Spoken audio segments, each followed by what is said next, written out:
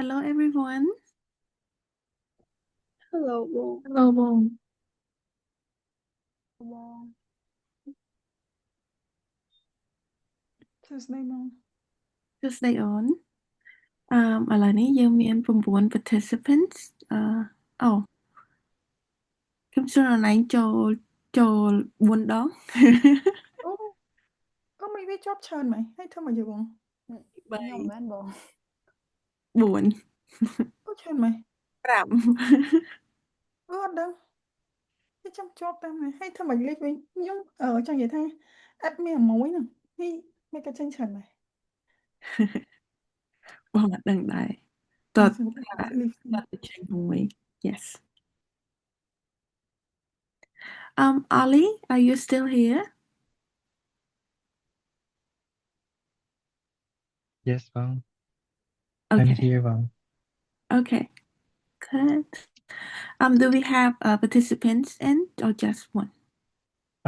They're admitting Bong. I'm accepting their admit Bong. Okay are we starting uh I think they're still joining Bong. For now, nine participants Bong. Okay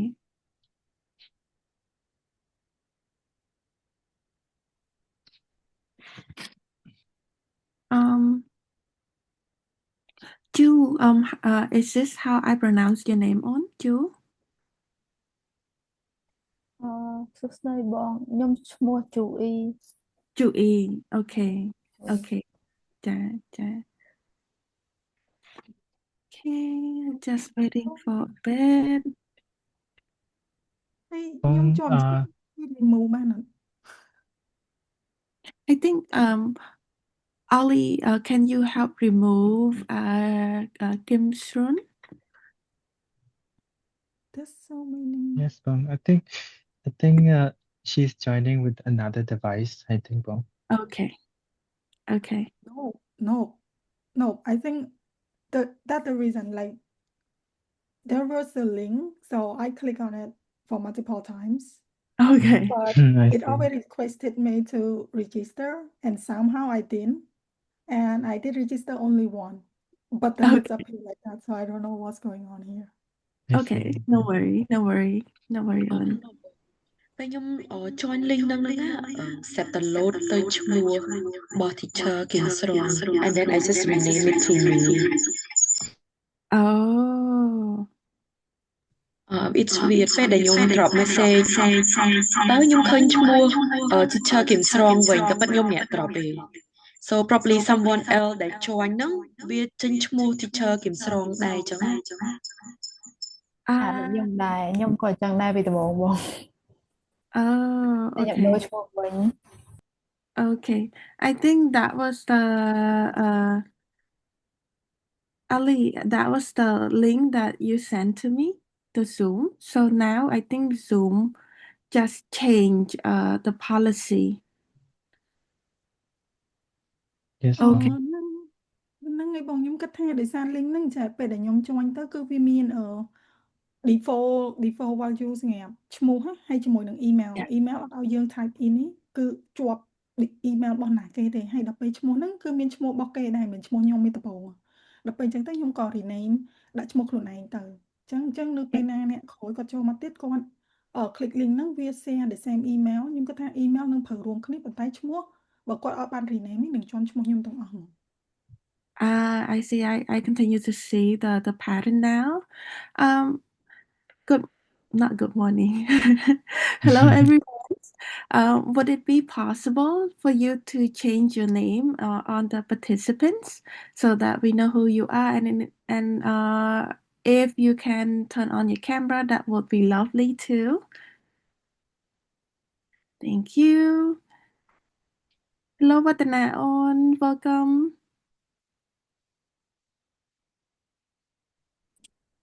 Hello បង Hello ចា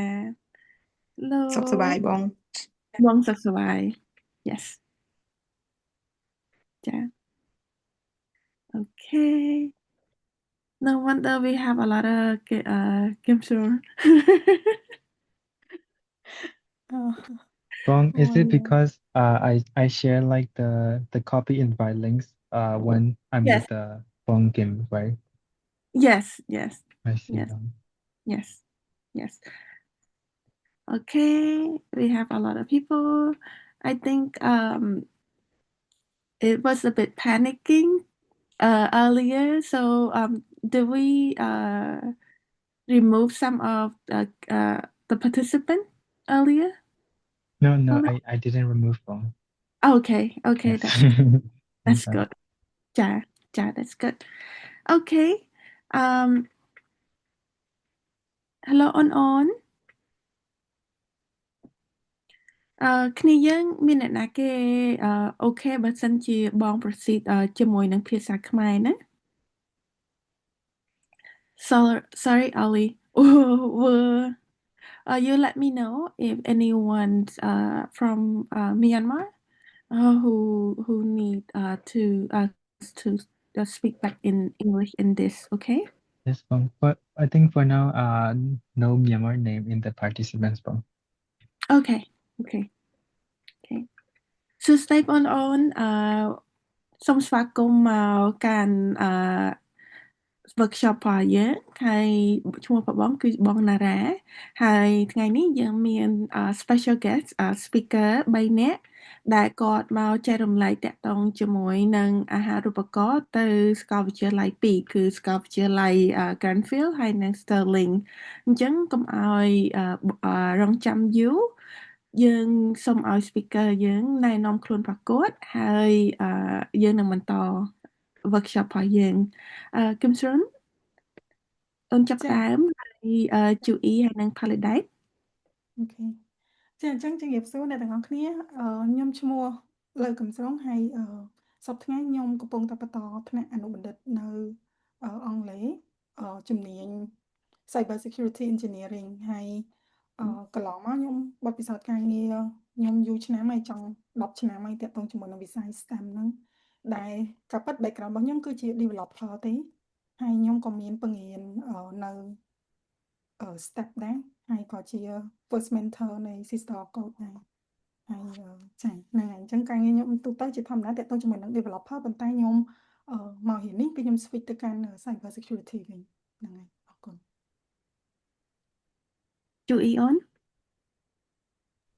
ចាជំរាបសួរបងទាំងអស់គ្នាហើយនឹងជំរាបសួរបងប្អូនដែរខ្ញុំឈ្មោះហេជូអ៊ីហើយកាលពីឆ្នាំទៅខ្ញុំជា scholar ម្នាក់នៅ University of Warwick ដែររៀនផ្នែក Analytical Science and Instrumentation បើសួរថាវាជាអីគេមែនតើទៅវាគឺជាគីមីវិភាគអញ្ចឹងណាចាហើយកន្លងមកបើតកតងនឹងការងារអាចនិយាយបានថាខ្ញុំធ្វើការងារតកតងទៅនឹងរឿងអប់រំអាចនិយាយថាជា STEM education ច្រើនជាងចាអរគុណច្រើន ជំរាបសួរបងជំរាបសួរអ្នកទាំងអស់គ្នាហើយបងប្អូនដែរខ្ញុំឈ្មោះ Polly Date ខ្ញុំគឺជាអតីតសិស្សអាហារូបករណ៍ Women in British Council for Women in STEM ដែលសិក្សាថ្នាក់អនុបណ្ឌិតផ្នែក Master of Computing Specialize in Cyber Security នៅ University of Edinburgh Napier University កាលពីឆ្នាំ2022ហើយបច្ចុប្បន្នហ្នឹងគឺជាបុគ្គលិកកិច្ចសន្យានៅក្នុងស្ថាប័នរដ្ឋមួយកន្លែងដែលធ្វើការតាក់ទងជាមួយនឹង Cyber Security ហើយក៏ជា professor ម្នាក់នៅក្នុង education field មួយដែរអរគុណបង អរគុណច្រើនដោយសារតែយើងមានគ្នារៀងតិចដែរអញ្ចឹងបងសូម volunteer 2នាក់ដើម្បី introduce yourself បន្តិចណាអូនថាតើអូន join មកពីខាងណាដែរហើយភាគច្រើននៅក្នុង field អីគេ Marina Hello បង Hello បងទាំងអស់គ្នាខ្ញុំឈ្មោះ Marina បងបច្ចុប្បន្នខ្ញុំជានិស្សិតឆ្នាំទី4នៅសាកលវិទ្យាល័យភ្នំពេញបងជំនាញInformation Technology Engineering ហើយខ្ញុំក៏បានធ្វើការហើយដែរបងជា Mobile Developer ប្រើផលិតនៅក្រុមហ៊ុនឯកជននៅកន្លែងបងអរគុណបង អរគុណច្រើនអូនអឺមកសុំម្នាក់ទៀតសុំលើកដៃក៏បានដែរអូនចាំបងសុំហៅឈ្មោះឯណា អូខេនឹងមួយ Okay. Very good morning, Bong and good morning to the participant. My name is Nhung Nguyen, and currently I am sophomore study at American University of Phnom Penh, majoring in ICT. And hello to my lovely professor, Bong Phalidait. Thank Okay. you. Okay, look like Kim Strong and Polydite have fans. អូខេអូនតកតងជាមួយនឹង sharing session នេះគឺយើងធ្វើលក្ខណៈ informal so basically ពួកយើងមាន guest speaker ដែលអញ្ជើញមកទាំងថ្ងៃនេះដើម្បីគាត់សួរសំណួរឆ្លើយសំណួររបស់យើងហើយមុននឹងយើងចាប់ផ្ដើមគឺបងនឹងសួរសំណួរមួយចំនួនទៅ speaker យើងសិនហើយយើងនឹងopen the floor for everyone to ask question ហ្នឹងណាហើយ in term of conversation វិញគឺពួកយើងនឹង mix ខ្មែរហើយនិង English so hopefully everyone here able to communicate ជាភាសាអង់គ្លេសហើយនិងខ្មែរដោយសារតែនេះគឺជាតម្រូវការនៃអាហារូបករណ៍ដូចគ្នាដែលយើងត្រូវចេះភាសាអង់គ្លេសណាបើសិនជាពួកបងទៅលឿនពេកឬក៏បើសិនជាពួកបងត្រូវ slow down ឬក៏អីបងអូនអាចលើកដៃហើយឬក៏ let ពួកបងឲ្យពួកបងបានដឹងតាមរយៈការឆាតនៅខាងក្រោមក៏បានដែរណាអូខេចឹងយើងចាប់ផ្ដើម Paladite Kim Stern ហើយនិង Chui ត្រៀមខ្លួនហើយនៅអូនអូខេចាអញ្ចឹងបងមានសំណួរច្រើនបន្តិចប៉ុន្តែសំណួរទី1គឺតកតងជាមួយនឹងតើមានមូលហេតុអីបណ្ដាលឲ្យប្អូនតាំងចិត្ត apply អាហារូបករណ៍ទៅ UK នេះអូនហើយតើប្អូនអាចណែនាំថាប្អូនប្រើរយៈពេលប្រមាណហើយដើម្បី apply scholarship ហ្នឹងហើយអូនទៅសាលាណាដែរបងសុំទៅ Kim Strun មុនហើយទៅ Paladite ហើយនឹង Chui អូខេបងហ្នឹងហើយបងអរគុណសម្រាប់សំណួរហើយនិយាយទៅមូលហេតុដែលខ្ញុំចង់ហ៊ានហ្នឹងដោយសារខ្ញុំអត់តមានចឹងថាខ្ញុំធ្វើការ VU ឆ្នាំដែរហើយដល់ពេលអញ្ចឹងខ្ញុំគិតថាខ្ញុំគួរណាតែupgrade ខ្លួនឯងទៅមួយ level ទៀតចឹងអញ្ចឹងខ្ញុំក៏នឹកឃើញថាខ្ញុំចង់បន្តការសិក្សាថ្នាក់បណ្ឌិតហើយក៏ប៉ុន្តែខ្ញុំក៏បានតែប៉ុតខ្ញុំជាប់អាហារូបករណ៍នៅខាងសាលា CADT ហ្នឹងគាត់មាន program ដើម្បីរៀន master ជាមួយនឹងផ្នែក computer science ដែរហើយគាត់នឹងបន្តទៅជា PhD នៅប្រាំងមួយតង់ទៀតចឹងបងខ្ញុំជាប់ប៉ុន្តែដោយសារតែវា conflict ជាមួយនឹង work timing របស់ខ្ញុំទៅខ្ញុំក៏ give up អាហារូបករណ៍នឹងចោលទៅហើយបន្តមកក៏ស្វះស្វែងរកទៀតទៅអញ្ចឹងតកតងជាមួយនឹងការapply អាហារូបករណ៍មក UK នេះគឺជាលើកទី2កាលពីឆ្នាំមុនក៏ខ្ញុំដាក់ដែរជំនាន់ជាមួយនឹង SUI ប៉ុន្តែខ្ញុំដាក់ហ្នឹងដោយសារអញ្ចឹងខ្ញុំអត់ដឹងអំពី application process គេធំត្រូវក៏ប៉ុតគេឲ្យយើងរបៀបថាវាតាមសាលាហើយខ្ញុំ apply រៀង last minute ហើយខ្ញុំអត់បានធៀមមានអង់គ្លេសមានអីទេអញ្ចឹងគេឲ្យយើង apply ទៅកាន់សាលាសិនបាន apply អាហារូបករណ៍ដល់ពេលខ្ញុំ apply អាហារូបករណ៍បន្ទាប់មកបានដល់ពេលរួចទៅប្រហែលជាកន្លះខែក៏មួយខែក្រោយបានខ្ញុំ apply សាលាវិញប៉ុន្តែក៏វាអាចថាខ្ញុំអត់ដឹងថាការ select ហ្នឹងគេ limit កម្រិតណាឬក៏អីប៉ុន្តែកាលហ្នឹងខ្ញុំគឺអត់ well prepare អញ្ចឹងខ្ញុំគិតថាខ្ញុំអត់ជាប់គឺធំត្រូវហើយឆ្នាំនេះគឺខ្ញុំដាក់ទៅដល់ពេលដែលខ្ញុំដឹងទៅខ្ញុំ prepare ខ្លួនឯងទៅដល់ពេលអញ្ចឹងឆ្នាំនេះខ្ញុំជាប់វិញអញ្ចឹងបងចាអរគុណចុះ Chui វិញអូនចាបងសម្រាប់ខ្ញុំវិញកាលពីឆ្នាំមុនដែលខ្ញុំដាក់អាហារូបករណ៍នេះមែនទែនទៅដោយសារតែនៅពេលដែលខ្ញុំធ្វើការបានប្រហែលជា2-3ឆ្នាំទៅតាក់ទងនឹងការអប់រំតាក់ទងនឹងមុខវិជ្ជា STEM អញ្ចឹងទៅធ្វើឲ្យខ្ញុំអាចនិយាយថាឆ្ងល់កាន់តែច្រើនជាងមុនអញ្ចឹងទៅក៏សម្រាប់ចិត្តថាសាកល្បងដាក់អាហារូបករណ៍ហ្នឹងអញ្ចឹងបងនៅពេលដែលដាក់ក៏ប៉ុន្តែសួរថាបានត្រៀមខ្លួនច្រើនដែរឬអត់ដោយសារតែនៅពេលដែលដាក់អាហារូបករណ៍របស់ UK នេះខ្ញុំក៏បានត្រៀមខ្លួនជាមួយនឹង Australia Word ដែរអញ្ចឹងហើយធ្វើឲ្យការអាចនិយាយថានៅពេលហ្នឹងខ្ញុំដាក់ទាំង Australia Word ដាក់ទាំងWomen in STEM នេះអញ្ចឹងទៅ ចៃដន្យអាចនិយាយថាខ្ញុំអត់សំណាងអត់បានជាប់អូស្ត្រាលីវទេប៉ុន្តែបានជាប់តកតងនឹងអាហារូបករណ៍ Women in STEM នេះវិញអញ្ចឹងណាបងនៅសាកលវិទ្យាល័យ University of Warwick ហើយតកតងនឹងមុខវិជ្ជារៀននឹងដែរដូចដោយសារមែនតើទៅកាលពីរៀន Bachelor Degree ខ្ញុំរៀនតកតងនឹងវិទ្យាសាស្ត្រចំណីអាហារអញ្ចឹងហើយធ្វើឲ្យខ្ញុំអាចនិយាយថាមាន background តកតងនឹងវិទ្យាសាស្ត្រនិយាយថា pure science ហ្នឹងហ្មងហ្នឹងរៀងច្រើនដែរអញ្ចឹងធ្វើឲ្យខ្ញុំចាប់អារម្មណ៍ថាចង់បន្តតកតងទៅនឹងអីដែលជា pure science បន្តទៀតអញ្ចឹងទៅក៏ជ្រើសរើសយកអាចនិយាយថាគីមីវិភាគអញ្ចឹងបងចា៎ ចាចាអរគុណអូនPaladin អូខេអរគុណបងអញ្ចឹងសំណួរបងថាហេតុអីបានជាយើង apply សម្រាប់ scholarship មួយហ្នឹងណាបើសិនជាបកត្រឡប់ទៅវិញពី2022ហ្នឹងការ apply scholarship ហ្នឹងវាជាអញ្ញបានជារឿងចៃដន្យមួយសម្រាប់ខ្ញុំណាខ្ញុំធ្លាប់គិតថាអញ្ចឹងខ្ញុំចង់រៀន master ប៉ុន្តែខ្ញុំមិនដឹងថាត្រូវតាមវិធីណាប៉ុន្តែវាសំណាងពេលហ្នឹងនៅសុកមានអាហារូបករណ៍ហើយអានឹងឆ្នាំដែលខ្ញុំជាប់ហ្នឹងគឺជា first cohort ហ្មងដែលគេចាប់ផ្ដើមមាន Women in STEM scholarship ហ្នឹងហើយខ្ញុំដឹងអាហារូបករណ៍ហ្នឹងតាមរយៈ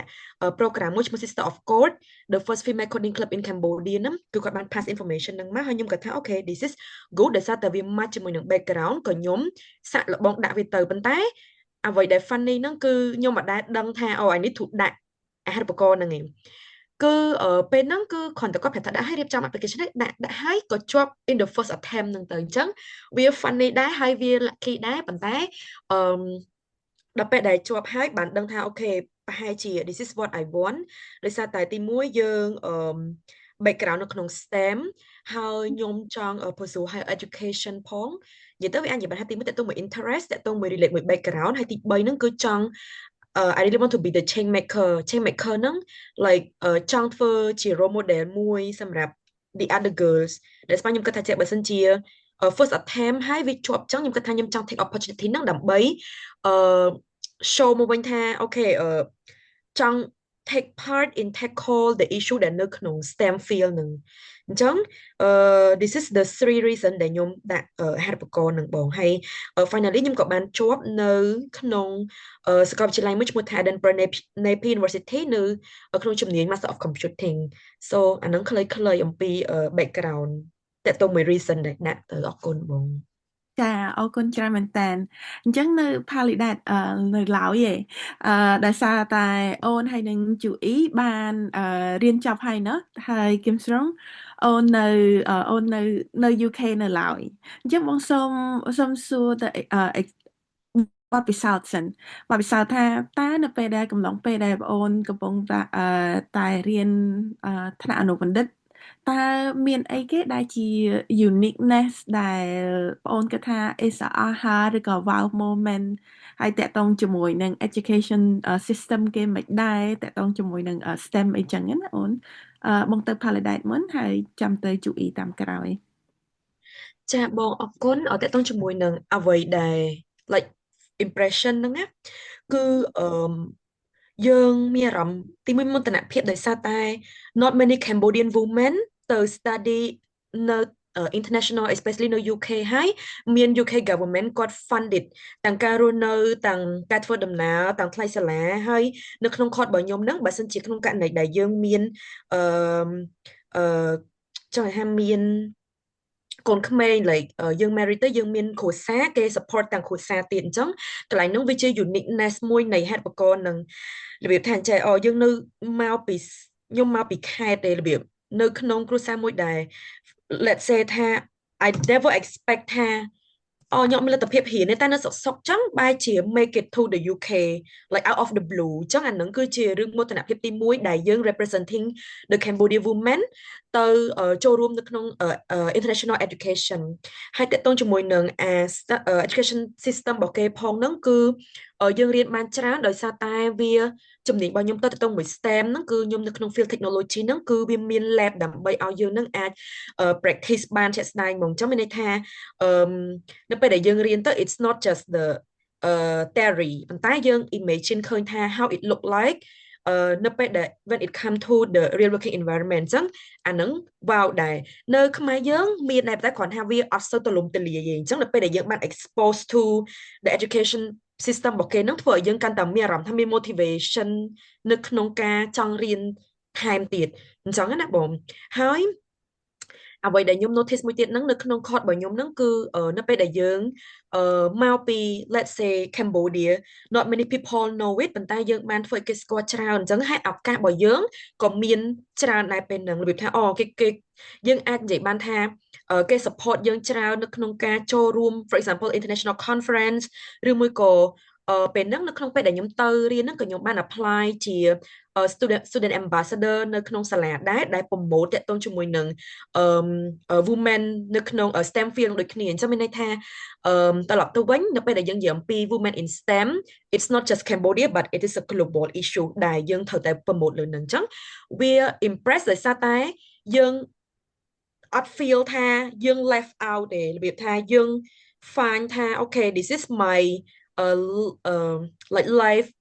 experience ថ្មីដែលយើងអាច expose បានអញ្ចឹងការសិក្សាហ្នឹងគឺវាធ្វើឲ្យយើងនឹងរៀនបានច្រើនហើយទូលំទូលាយហើយក៏មានឱកាសនៅក្នុងការ expose ទៅកាន់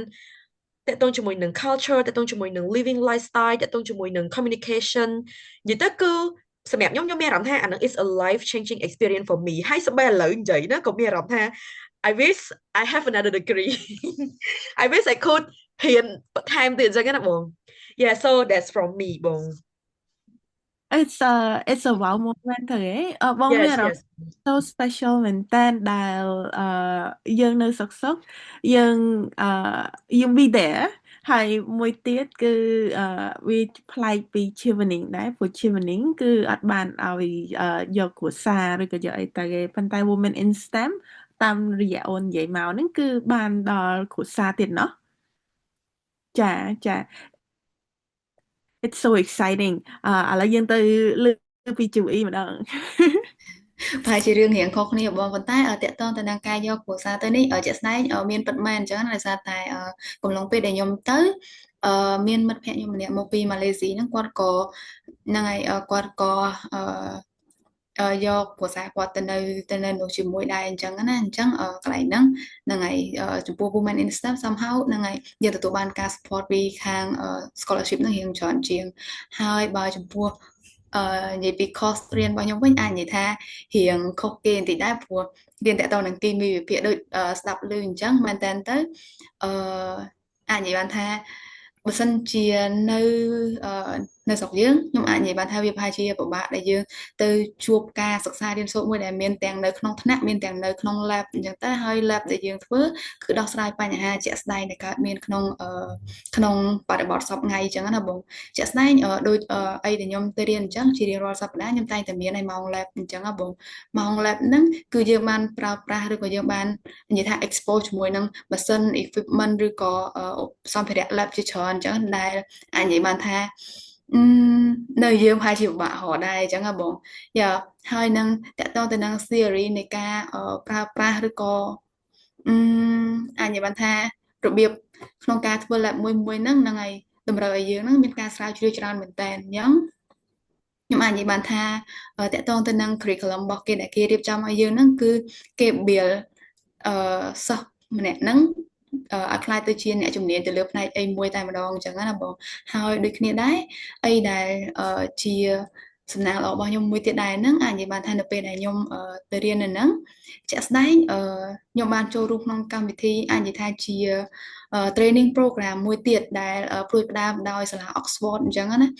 ដែល training ហ្នឹងផ្ដោតទៅលើ food system បើន័យថាក្រៅតែពីអាហារដែលយើងយកមកញ៉ាំរាល់ថ្ងៃហ្នឹងគេក៏ផ្ដោតដែរថាfood system តាំងពីការចាប់ផ្ដើមដាំដំណាំដើម្បីទទួលបានដំណាំហ្នឹងបានផលល្អរហូតដល់ process ចុងក្រោយរហូតដល់យកមកដាក់លើតុរបស់យើងហ្នឹងតើវាមានរឿងរ៉ាវអីគេខ្លះកើតឡើងហើយយើងត្រូវមានអាចនិយាយថា process អីគេខ្លះ policy អីគេខ្លះ stakeholder ណាខ្លះដែលចូលរួមពាក់ព័ន្ធនៅកន្លែងហ្នឹងហើយជាក់ស្ដែងបច្ចុប្បន្នហ្នឹងយើងនិយាយតាក់ទងទៅនឹងការញ៉ាំអាហារអញ្ចឹងប៉ុន្តែតើយើងដឹងអត់ថាអាហារដែលយើងញ៉ាំរាល់ថ្ងៃហ្នឹងវាមានអាចនិយាយថាfood network មួយហ្នឹងវាមានបញ្ហាអីគេខ្លះនរណាខ្លះជាអ្នកចូលរួមដោះស្រាយទៅលើរឿងហ្នឹងអញ្ចឹងយើងក៏បាន brainstorm ច្រើនទៅលើរឿងហ្នឹងដែរអញ្ចឹងណាបងចាអញ្ចឹងពីខ្ញុំទៅខ្ញុំអាចនិយាយបានថា course របស់ខ្ញុំដែលខ្ញុំទៅរៀនហ្នឹងវា អាចនិយាយថា intensive មែនតើព្រោះមែនតើខ្ញុំអត់ទៅមានពេលអត់ទៅមានពេលទៅណាខ្ញុំមួយអាទិត្យគឺនៅសាលានៅនឹង homework ហើយនៅនឹង lab អញ្ចឹងទៅតែ at the same time ហ្នឹងហើយវា enjoy ដែរព្រោះយើងបានឃើញអីដែលថ្មីច្រើនហើយយើងក៏បាន expose ជាមួយនឹងអីដែលយើងគិតថាអត់អាចរកបាននៅស្រុកយើងអញ្ចឹងបង yeah that's from ចា me អរគុណច្រើនមែនតើអូនអ្វីដែលបងលើមកគឺផ្នែកខុសគ្នាតិចតិចពី Paladite និយាយពីតំណែងនិយាយពីឱកាសក៏ដូចជាឱកាសជួបជាមួយនឹងស្ត្រីផ្សេងផ្សេងទៀតមកពីប្រទេសផ្សេងផ្សេងទៀតដែលគាត់ share the same vision ហើយ the same background ណាហើយអ្វីដែលបងលើពី Joey គឺតកតងជាមួយនឹងបទពិសោធន៍เนาะតកតងជាមួយនឹង equipment តកតងជាមួយ research តកតងជាមួយនឹង quality នៃ curriculum ដែល put together ដោយសាលាចុះគឹមស្រងវិញអូនតកតងជាមួយនឹងបទពិសោធន៍នៅ UK ឥឡូវនេះយ៉ាងម៉េចដែរ ចាអរគុណបងដោយសារតែបើនិយាយទៅខ្ញុំទៅតែម្ដងនេះបើគិតទៅប្រហែលជា3ខែវាអត់តន់ច្រើនណាហើយដល់ពេលអញ្ចឹង3ខែដំបូងនេះគឺអាកាសធាតុគឺវា traumatized មែនតើដោយសារតែខ្ញុំ feel វា stress out ដោយសារតែអត់សូវមានព្រះអាទិត្យភាគច្រើនគឺភ្លៀងហើយនឹងត្រជាក់ដល់ពេលអញ្ចឹងវាធ្វើឲ្យអា feeling របស់យើង emotion របស់យើងហ្នឹងរៀង down ដោយសារតែយើងត្រូវបែកពីគ្រួសារដែលនៅជាមួយនឹងអាហារូបករណ៍ដែលខ្ញុំមកនេះតកតងជាមួយនឹងគ្រួសារគឺគេអត់ចាញ់គឺគេអត់ cover ទេបើសិនជាអញ្ចឹងខ្ញុំអត់អាចយកគ្រួសារខ្ញុំមកហើយខ្ញុំមានគ្រួសារហើយខ្ញុំមាន baby ដែរដល់ពេលអញ្ចឹងខ្ញុំត្រូវទុកពួកគាត់នៅស្រុកខ្មែរហើយខ្ញុំត្រូវមកបន្តរៀនអញ្ចឹងជាមួយនឹងអាកាសធាតុទៀតសោតវាធ្វើឲ្យអា mood របស់យើងហ្នឹងវាកាន់តែ down អញ្ចឹងរយៈពេល3ខែដំបូងនេះគឺ homesick ខ្លាំងហើយក៏ត្រូវស្រាកលជាមួយនឹង new environment ជាមួយនឹងការសិក្សា curriculum របស់គេដែរដោយឡែកសាលាដែលខ្ញុំរៀននេះគឺ the same ជាមួយនឹង ZUE ប៉ុន្តែនៅក្នុងសាលា Warwick នេះគេបែងចែកជា system 2ទៀតមួយគេហៅថា WMG group អញ្ចឹង WMG ខ្ញុំជា part នៃ WMG ហើយ WMG គឺជា part នៃ Warwick តែ ZUE គាត់រៀនសម្រាប់ under Warwick ស្រាប់មកអញ្ចឹង WMG គាត់ធ្វើហ្នឹងគឺវារៀង modern គាត់រៀន modern ហើយ curriculum របស់គាត់ module គាត់ដែល design ហ្នឹងវារៀង new ទៀតហើយដល់ពេលអញ្ចឹងខ្ញុំឃើញថាអ្វីដែលគាត់ធ្វើនេះគឺល្អដោយសារតែcourse របស់ខ្ញុំគឺយើង focus one module at a time នេះជាធម្មតាខ្ញុំគិតថាអ្នកដែលគាត់រៀនអនុបណ្ឌិតមួយឆ្នាំនៅអង់គ្លេសគឺយើង pack មែនតើបើយើង compare ទៅនឹងការទៅរៀននៅអូស្ត្រាលីឬក៏ទៅ New Zealand នេះគឺយើងមានរយៈពេលដល់ទៅជាមួយឆ្នាំកន្លះឬក៏ប្រទេសផ្សេងអាច2ឆ្នាំប៉ុន្តែយើងមក UK គឺយើងមានរយៈពេលតែ1ឆ្នាំអញ្ចឹង schedule គឺ tough ហើយយើងត្រូវ run keep up ហ្មងតែដោយសារខ្ញុំនៅនេះវា lucky ដែរខ្ញុំប៉ះចំ WMG គឺគាត់ design module 4អាទិត្យ14អាទិត្យទេសម្រាប់មួយ module គឺយើង focus តែប៉ុណ្ណឹងហើយរៀនចប់គឺចប់ហើយយើង report research អីចឹងទៅហើយយើងមាន lab មានអីដូចដែរគ្នាយើងគាត់បានលើកចឹងប្រព័ន្ធនៃការសិក្សាគេនៅនេះគឺគេ design ជាក់លាក់ហើយគេអត់ចង់ឲ្យយើងរៀនតែទ្រឹស្ដីទេគឺគេចង់ឲ្យយើងស្គាល់ទ្រឹស្ដីហើយក៏បានអនុវត្តផ្ទាល់ដែរអញ្ចឹងគឺយើងអីនេះច្រើនហើយនៅនេះក៏គេមាន community ហើយនឹងជាមួយនឹង event ច្រើនដូចមាន black hat សម្រាប់ខាងអ្នករៀនខាង cyber អ្នកខ្លាចជា hacker អីចឹងណាមិនយើងទៅធ្វើ hacker អក្រក់អីព្រោះដោយសារតែធម្មតា hacker វាមានច្រើនវាមាន black វាមាន red វាមាន blue អីចឹងទៅ blue team red team អីផ្សេងទៀតចឹងណាបងអញ្ចឹងនៅនេះគឺគេ design មករៀងល្អច្រើនអញ្ចឹង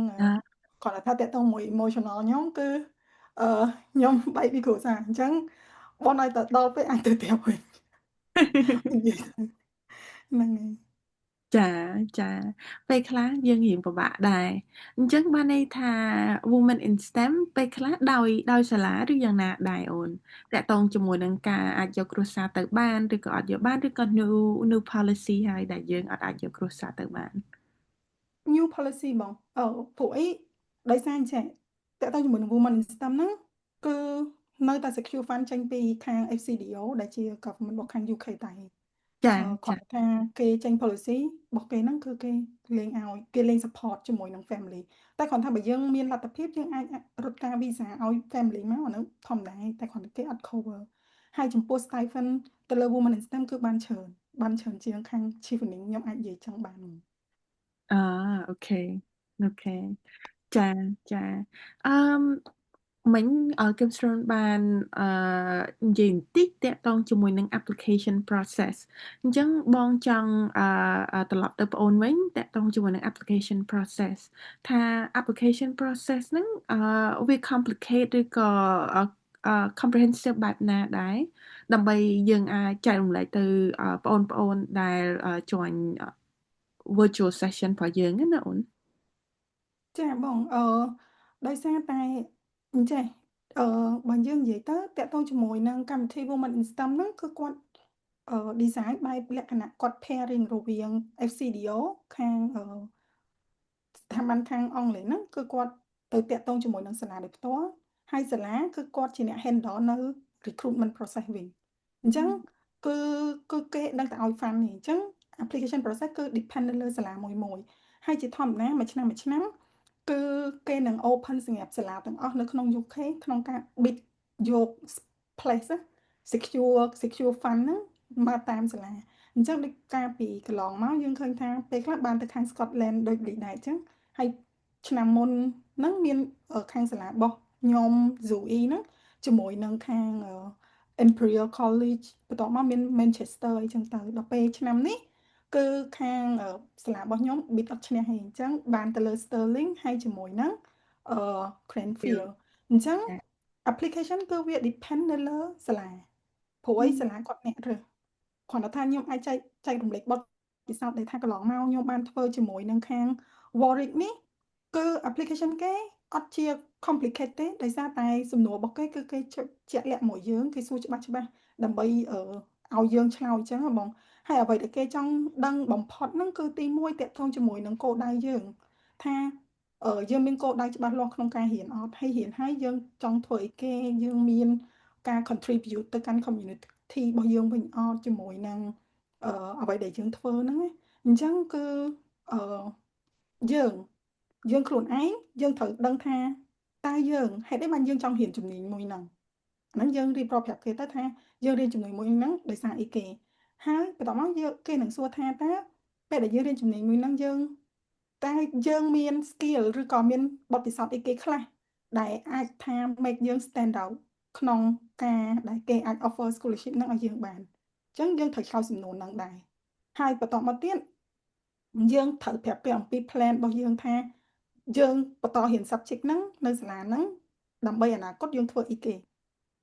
ហើយអាហ្នឹងគឺតាក់ទងជាមួយនឹង personal plan របស់យើងហើយនឹងគេនឹងសួរថាចុះតាក់ទងជាមួយនឹង social វិញតើ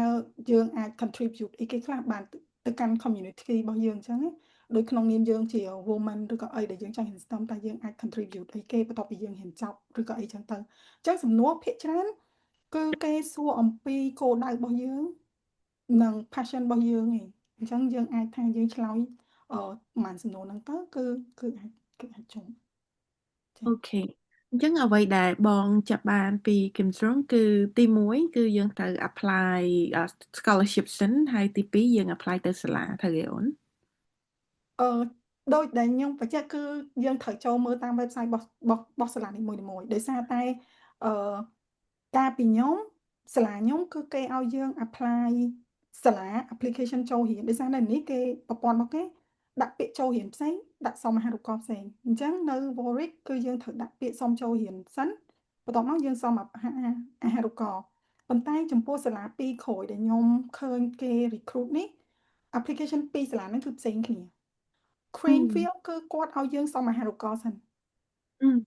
ពេលណាដែលគេ secure អាហារូបករណ៍ឲ្យបានយើងទៅសមរៀនសមដាក់ពាក្យចូលរៀនសាលាផ្ទុយពី Stirling ឲ្យយើងហ្នឹងដាក់ពាក្យចូលរៀនសាលាសិនហើយបានសមអាហារូបករណ៍វិញអញ្ចឹងចំពោះសាលាគឺវាផ្សេងគ្នាអញ្ចឹងដោយឡែកអាហារូបករណ៍ Women in STEM នេះគឺគេរ៉ាន់4ឆ្នាំបងអញ្ចឹងឆ្នាំនេះគឺជាឆ្នាំទី3ហើយអញ្ចឹងឆ្នាំក្រោយយើងអត់ដឹងថាប៉ះចំសាលាមួយណាទៀតទេអញ្ចឹងពេលណាដែលប៉ះចំសាលាមួយណាអ្នកទាំងអស់គ្នាត្រូវចូលទៅ website របស់សាលាមួយហ្នឹងហើយធ្វើការអានព័ត៌មានឲ្យលម្អិតព្រោះអីដូចខ្ញុំបញ្ជាក់ខ្ញុំធ្លាក់កាលពីឆ្នាំដំបូងហ្នឹងដោយសារតែខ្ញុំអត់បានមើល process នៃការរើសរបស់គេទេហើយត្រូវគៀវខ្លួនឯង ពេលក្នុងការអង្គុយសរសេរដើម្បីឲ្យអា application របស់យើងនឹង stand out មិនមែនយើងទៅធ្វើវា last minute ទេខ្ញុំនិយាយបទពិសោធន៍តាក់ទងជាមួយនឹងការ fail លើកទី1នេះជាការចែករំលែកដើម្បីឲ្យបងប្អូនគាត់អាច aware ដែរដោយសារខ្ញុំបទពិសោធន៍ក្នុងការធ្លាក់អញ្ចឹងទី1អង្គុយមើល application គេចង់បានអីគេព្រោះវាសាលាមួយហ្នឹងគេសួរសំណួរអីគេមុនគេយើងឆ្លើយមិនអីមិនហើយត្រូវទុកពេលសម្រាប់ធ្វើការពេលដែលយើងឆ្លើយយើងត្រូវឆ្លើយចេញពីចិត្តណាឆ្លើយចេញពីចិត្តមានន័យថាអា real passion របស់យើងដែលយើងចង់នឹងចង់អីគេឲ្យពិតប្រាកដព្រោះអីពេលខ្លះយើងអត់មានគោលដៅច្បាស់លាស់យើងតែឆ្លើយគឺយើងឆ្លើយពេលវេលាខ្លីពេកយើងតែឆ្លើយយើងចេះតែឆ្លើយឲ្យតែបានណាដល់ពេលអញ្ចឹងវាអត់ជាប់ទេដូចខ្ញុំចង់និយាយថាខ្ញុំដាក់ពាក្យ2ថ្ងៃមុននឹង deadline ដល់ពេលអញ្ចឹងគឺខ្ញុំអត់មានពេលនៅក្នុងការធ្វើទេកាលពីឆ្នាំមុននោះព្រោះអីវា last minute ថាខ្ញុំអត់ដឹងថាមិនដែរកាលហ្នឹងដូចសុកទៅឃើញអា website pop up ហ្នឹងមកទៅក៏មើលទៅដងចិត្តដងថ្ងៃហើយក៏ដាក់លេងតែដាក់លេងមានជាប់ណាដោយសារយើងអត់បាន prepare អញ្ចឹងរឿងដែល prepare គឺអង្គុយអាន question គេទុកពេលខ្លួនឯងធ្វើការឆ្លើយសំណួរឲ្យអង្គុយ review 3-4 ដងទៅមុនយើង submit application របស់យើងអញ្ចឹងបងហើយមើល requirement គេឲ្យជាក់លាក់ឆ្លើយទៅអាហ្នឹងយើងនឹងជាប់ហើយខ្ញុំជឿជាក់ថាអញ្ចឹងដោយសារតែពេលដែលខ្ញុំ prepare ខ្លួនឯងនេះមិនថាតែនៅទៅ UK សូម្បីតែឬក៏ទៅ New Zealand ក៏ខ្ញុំជាប់ដែរជាមួយម៉ាណាគីដោយសារតែខ្ញុំមានពេលក្នុងការគិតអំពី what I really want របៀបខ្ញុំ answer question អំពីចេញពីចិត្ត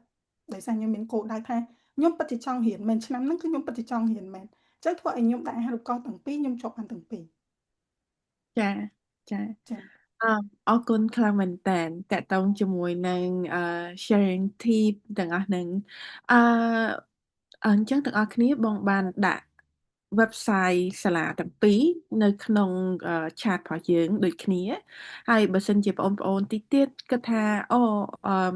ចង់ឲ្យពួកបង go over ឬក៏បង go over ថាតើដាក់អាហារូបករណ៍ហ្នឹងតើមាន tip អីគេខ្លះដើម្បី apply បងនឹង host session មួយទៀតដែរតកតងជាមួយ session នេះគឺមួយដើម្បីចែករំលែកសិននេះថាតើអាហារូបករណ៍ Women in STEM មានអីគេខ្លះតើ Women in STEM ហ្នឹងគឺជាអីគេហើយតើបទពិសោធន៍សិស្សច្បងរបស់យើងដែលគាត់បានដាក់ទៅហើយបានជាប់ហ្នឹងគាត់មានបទពិសោធន៍យ៉ាងណាដែរអញ្ចឹងបងសុំត្រឡប់ទៅជូអ៊ីវិញនៅពេលដែលអូនដាក់អាហារូបករណ៍តើបទពិសោធន៍នៃ application process ហ្នឹងយ៉ាងណាដែរអូនចាអរគុណបងតើតើទៅនឹងបរិបទនៃការដាក់អាហារូបករណ៍នេះមែនតើទៅ application process សម្រាប់ខ្ញុំគិតថាពេលហ្នឹងបើធៀបជាមួយនឹងជីវិតនេះខ្ញុំគិតថាអត់ទៅស្មុគស្មាញទេអញ្ចឹងបងព្រោះមែនតើទៅកាលពីពេលខ្ញុំគឺខ្ញុំដាក់scholarship scholarship សិនហើយបន្ទាប់មកខ្ញុំដាក់ទៅតាមសាលាអញ្ចឹងបងដោយសារតែនៅពេលដែលគេ promote តាក់ទងទៅនឹង scholarship មួយហ្នឹងគឺគេភ្ជាប់ link មកដើម្បីឲ្យយើងហ្នឹងអាចចុចបន្តហើយបំពេញព័ត៌មានបានតែម្ដងអញ្ចឹងបងអញ្ចឹងតាក់ទងនឹងអីដែលខ្ញុំបាន apply នៅពេលហ្នឹងក៏ដូចដែលបងគឹមស្រុងគាត់បានជម្រាបអញ្ចឹងដែរមែនតើទៅគឺអាចនិយាយបានថាដោយសារខ្ញុំទទួលព័ត៌មានប្រហែលជាអាចនឹងរៀងលឿនជាងបងគឹមស្រុងផងគាត់ថាបានដែរដោយសារតែមែនតើនៅពេលដែលគេចាប់ផ្ដើមផ្សព្វផ្សាយតាក់ទងនឹងអាហារូបករណ៍ហ្នឹងគឺចាប់ពីខ្ទង់ខែ2អាចនិយាយថាខ្ទង់ចុងខែ2ហើយជាក់ស្ដែងខ្ញុំឃើញដំបូងគេ post ដោយស្ថានទូតរបស់ថៃហើយនិងឥណ្ឌូនេស៊ីមិនមែនដោយស្ថានទូតយើងទៀតអញ្ចឹងបងអញ្ចឹងហើយបានអាចនិយាយថាហ្នឹងហើយខ្ញុំឃើញរឿងមុនអញ្ចឹងទៅខ្ញុំក៏ចាប់ផ្ដើម apply មុនអញ្ចឹងទៅហើយនៅពេលដែលក្រោយមកទៀតបានចាប់ផ្ដើមឃើញស្ថានទូតរបស់យើងចាប់ផ្ដើម post អាហារូបករណ៍នឹងដែរប្រហែលជារយៈពេលហ្នឹងហើយ2អាទិត្យក្រោយមកអីអញ្ចឹងទៅអញ្ចឹងអាចថារៀងយឺតដែរបើសិនជាយើងមើលព័ត៌មានតាមស្ថានទូតយើងអញ្ចឹងបងហ្នឹងហើយតែឃើញថាបើកាលពីឆ្នាំមុនអាហារូបករណ៍ដូចជា pop up រៀងលឿនអញ្ចឹងទៅហ្នឹងហើយប្រហែលជាអ្នកដែលត្រៀមខ្លួនគាត់អាចបានត្រៀមខ្លួនបានច្រើនយ៉ាងឧទាហរណ៍ដូចបងគឹមស្រុងជាដើមគាត់មានឱកាសត្រៀមខ្លួនបានច្រើនជាងមុនចាហើយបើសិនជា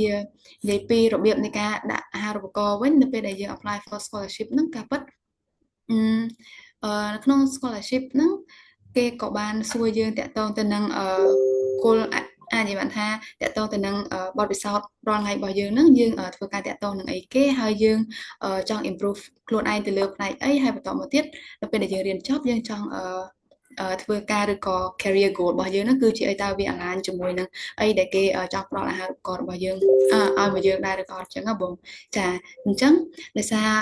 កន្លែងនេះដូចខ្ញុំបានថាអញ្ចឹងដោយសារតែខ្ញុំបានត្រៀមខ្លួនសម្រាប់អាហារូបករណ៍មួយផ្សេងទៀតដែរអញ្ចឹងធ្វើឲ្យកន្លែងហ្នឹងរៀងច្បាស់ដែរអញ្ចឹងទៅខ្ញុំក៏អាចសរសេរដាក់បានអញ្ចឹងណាបងចាអញ្ចឹងពីខ្ញុំទៅមានប៉ុណ្្នឹងបងអរគុណច្រើនមែនទែនជួយតាមពិតទៅអាហារូបករណ៍តាមបទពិសោធន៍ដែលបងបានធ្លាប់ចេញពី boot camp មកណាភាគច្រើនគឺគាត់សួរអត់សូវខុសគ្នាប្រហែលនេះតកតងជាមួយនឹង Australian តកតងជាមួយ Chevening តកតងជាមួយនឹង application ផ្សេងៗគឺភាគច្រើនគឺតកតងជាមួយនឹងតើយើងត្រូវធ្វើម៉េចដើម្បី showcase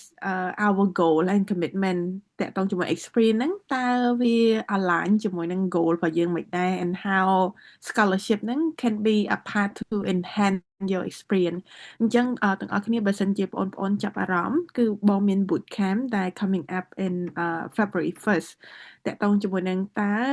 យើងដាក់អាហារូបករណ៍ទៅអូស្ត្រាលីហើយនូហ្សេឡង់ដល់របៀបម៉េចអញ្ចឹងបងប្អូនអាចចូលមកមើលបានដូចគ្នាថាតើយើងត្រូវធ្វើម៉េចដែរហើយ process ហ្នឹងយ៉ាងណាដែរដើម្បីកុំឲ្យ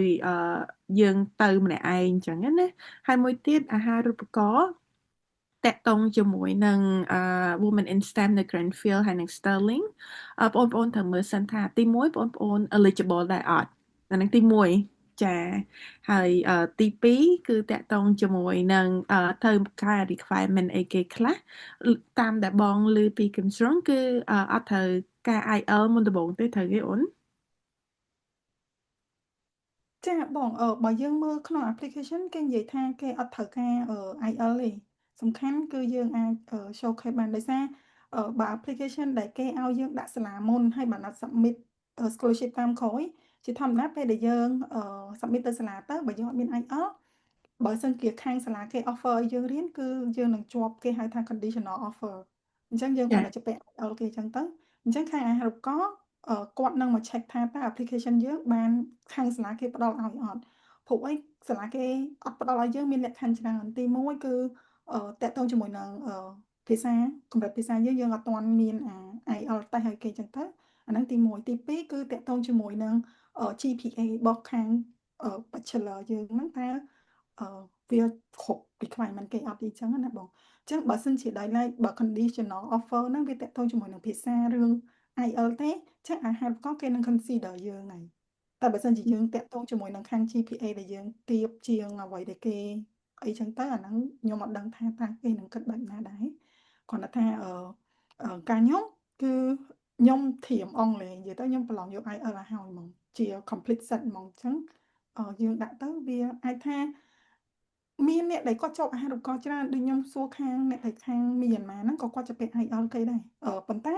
គាត់មាន certify ពីខាងផ្សេងដូច Duolingo អញ្ចឹងគឺគាត់មាន certificate នៅក្នុង Duolingo វិញអញ្ចឹងឃើញថាគាត់ក៏ជាប់អីដែរអញ្ចឹងណាអញ្ចឹងខ្ញុំគ្រាន់គិតថាការប្រឡងការសុំអាហារូបករណ៍វា compete គ្នាដែរហើយខ្ញុំជឿជាក់ថានៅខ្មែរយើងកម្រិតអ្នកដែលរៀនភាសាអង់គ្លេសគឺមានច្រើនអញ្ចឹងខ្ញុំជឿថាម្នាក់ៗគឺគាត់មាន IELTS មុនពេលដែលគាត់ដាក់អាហារូបករណ៍អញ្ចឹងយើងត្រូវដឹងខ្លួនឯងថាយើងកំពុងតែ compete ជាមួយណាគេខ្លះអញ្ចឹងយើងមើល competitor របស់យើងម្នាក់ៗគឺគាត់ក៏ខ្លាំងដែរអញ្ចឹងបើសិនជាយើង be ready ក្នុងការហ៊ានយក IELTS ឬក៏យើងមានស្អីមួយដើម្បី certify ថាយើងល្អអញ្ចឹងវាធ្វើឲ្យ application យើង stand out ទៅតាមហ្នឹងអញ្ចឹងបងចា៎អរគុណជឿផលឲ្យដាក់វិញតើ application process របស់អូនcomplicated ឬក៏ comprehensive ប៉ុណ្ណាដែរអូនចាបងចំពោះ cohort របស់ខ្ញុំដែលសារតែជំនាន់ទី1វិញតើតើជាមួយនឹង application 2ហ្នឹងគឺវា work parallel គ្នាមានន័យថាប៉ុន្តែដូចតដែរអញ្ចឹងគឺគេឲ្យទៅ specific university ឯងអញ្ចឹងតែគ្រាន់តែរបៀបនៃការដាក់គឺយើងដាក់ parallel គ្នាអញ្ចឹងពេលហ្នឹងគឺខ្ញុំដាក់ទៅសាលាមុនហើយបន្ទាប់មកខ្ញុំដាក់ទៅ scholarship immediately អញ្ចឹងណាបងហើយដូចបងដូចទីKim Strongបានលើកឡើងអញ្ចឹងតើតើជាមួយ IELTS យើងអាច waive មាន reason អាច waive បានអញ្ចឹងណា for some reason example ថា degree នៅ university របស់យើងរៀនជាភាសាអង់គ្លេស chẳng anh nâng can be the case là dươngអាចwell អង់គ្លេសបានដែរអញ្ចឹងណាអញ្ចឹងបើត្រឡប់ទៅការខ្ញុំវិញគឺ application process គឺវាអត់ស្មុគស្មាញទេគ្រាន់ថាតើ the answer ដែលយើង give ទៅឲ្យគេនោះវាអឺ unique ប៉ុណ្ណាអញ្ចឹងណាបង ចាចា៎ចាចា ពេលហ្នឹងខ្ញុំចាំបានថាខ្ញុំទៅសេទៅសាលាហើយ apply ទៅសាលាភ្លាមចប់ខ្ញុំ apply ទៅអាហារូបករណ៍បណ្ដោយប៉ុន្តែវាពីការជំនាន់ខ្ញុំហ្នឹងគឺតាំងសាលាតាំងអាហារូបករណ៍ហ្នឹងគឺគាត់ work មួយគ្នាអញ្ចឹងណាបង for example ថាពេលហ្នឹងខ្ញុំអត់តាមមក submit តេស្តភាសាអង់គ្លេសហើយប៉ុន្តែ scholarship របស់ខ្ញុំជាប់ហើយអញ្ចឹងណាអញ្ចឹងទៅបានគេ coordinate ឲ្យយើងជាមួយនឹងសាលាហ្នឹងreceive conditional offers អញ្ចឹងគ្រាន់តែប្រឡងអង់គ្លេសទៅយើងបាន unconditional offer សម្រាប់ទាំងអាហារូបករណ៍ទាំងការរៀនហ្នឹងឯងអញ្ចឹងត្រឡប់មកវិញគឺវាអត់សូវស្មុគស្មាញខ្លាំងទេជំនាន់ខ្ញុំចាចាចាតើអាហារូបករណ៍ Women in STEM ត្រូវឆ្លងកាត់ការ interview ដែរអត់ទេអូនផលដែរអចាបងចំពោះជំនាន់របស់ខ្ញុំអ្វីដែលខ្ញុំដឹងពីទាំងខ្ញុំទាំងអឺ scholar មកពីប្រទេសផ្សេងទៀតអញ្ចឹងណាវាផ្សេងគ្នាអ្នកខ្លះមានក៏អ្នកខ្លះក៏អត់មានដែរដូចខ្ញុំអញ្ចឹងអ្វីដែលយើងធ្វើគឺយើងគ្រាន់តែ submit application ហើយនៅពេលដែល select that's it អញ្ចឹងណាបងប៉ុន្តែសម្រាប់ condition នៅ university ខ្លះឬក៏ប្រទេសខ្លះទៀតត្រូវឆ្លងកាត់ការ interview សិនបានអឺជាប់វគ្គ interview ហើយបានឈានទៅដល់វគ្គចុងបញ្ចប់បងអូខេចាចាអឺបងខ្ញុំអាចសុំ share បន្តិចដែរឡើយហ្នឹងដោយសារតែកាលជំនាន់ខ្ញុំ University of Warwick មួយហើយនិង Imperial College មួយអញ្ចឹងជាក់ស្ដែង University of Warwick អត់មាន interview ទេយើងគ្រាន់តែបំពេញ application ហើយយើងសាលាគាត់ review ហើយបើយើងបានគាត់នឹងប្រាប់យើងតែម្ដងអញ្ចឹងទៅប៉ុន្តែតកតងនឹង Imperial College វិញមែនតើទៅ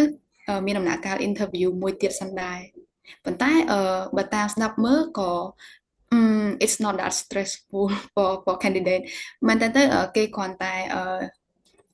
សួរយើងពាក់ព័ន្ធទៅនឹងអ្វីដែលយើងនឹងទៅរៀននឹងទៅអីតែប៉ុណ្ណឹងឯងបងតើតើបទពិសោធន៍យើងតិចតួចអញ្ចឹងឯងចា so yeah that's it from me ចាអរគុណច្រើនមែនតើសំណួរបន្ទាប់គឺបងនឹងចង់សួរបងប្អូនតាក់ទងជាមួយនឹងពីរទី1តាក់ទងជាមួយនឹងសំណួរថាសំណួរអាហារូបករណ៍តែភាគច្រើនបងឆ្លើយតាក់ទងពីរបៀបមិនគេខ្លះបងដឹងថា Kim Sterling គាត់បានបង្ហើបតិចជាងឲ្យថាតើគាត់ apply ដល់របៀបមិនគឺគាត់ apply ចេញពីចិត្តស្មោះចេញពីបេះដូងរបស់គាត់ប៉ុន្តែដោយឡែកអាហារូបករណ៍គឺមានដូចគ្នាគឺតាក់ទងជាមួយនឹងការ strategy នៃការ sorry អូនឆ្មា strategy នៃការដាក់អាហារូបករណ៍ចឹងណាថាតើបងមាន strategy អីគេខ្លះដើម្បីដាក់អាហារូបករណ៍បានបងសុំពេលបន្តិចអូនអាចឆ្លើយបានណា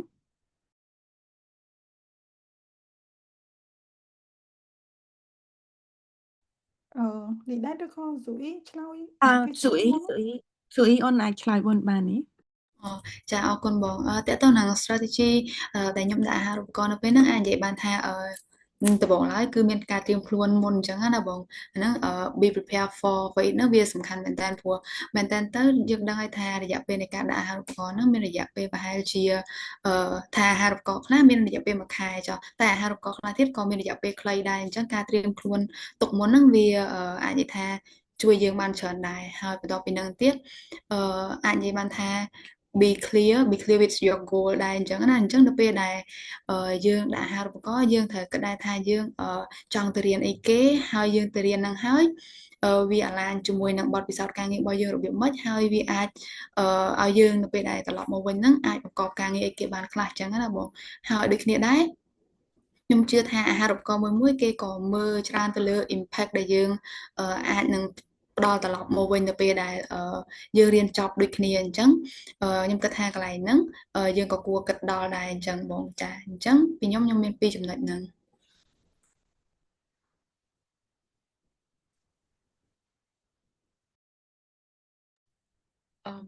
ខ្ញុំសុំតហ្មងខ្ញុំគិតថាបងណារ៉ាក៏ដំណួលតកតងជាមួយខ្ញុំវិញ strategy ដែលខ្ញុំរៀបចំសម្រាប់ឆ្លើយនឹងសំណួរទីមួយគឺអត់ copy teacher គឹមស្រង់ទេគឺ be true to yourself មានន័យថាអាពេលយើងទៅសេនឹងយើងដាក់ចិត្តដាក់កាយខ្លួនឯងលេខអង្គុយហើយព្យាយាមទៅសេរបៀបថាព្យាយាមដាក់នៅក្នុងនឹងឲ្យវា deliver អីមួយដែលធ្វើឲ្យយើងនឹង satisfy អញ្ចឹង tip មួយហ្នឹងគឺ be specific មានន័យថានៅពេលដែលយើងទៅសេហ្នឹងគឺយើងដាក់ឲ្យវាចំបដ ாய் សម្រាប់ខ្ញុំឧទាហរណ៍ថាចេះឥឡូវឧទាហរណ៍ថាគេឲ្យយើងនិយាយអំពី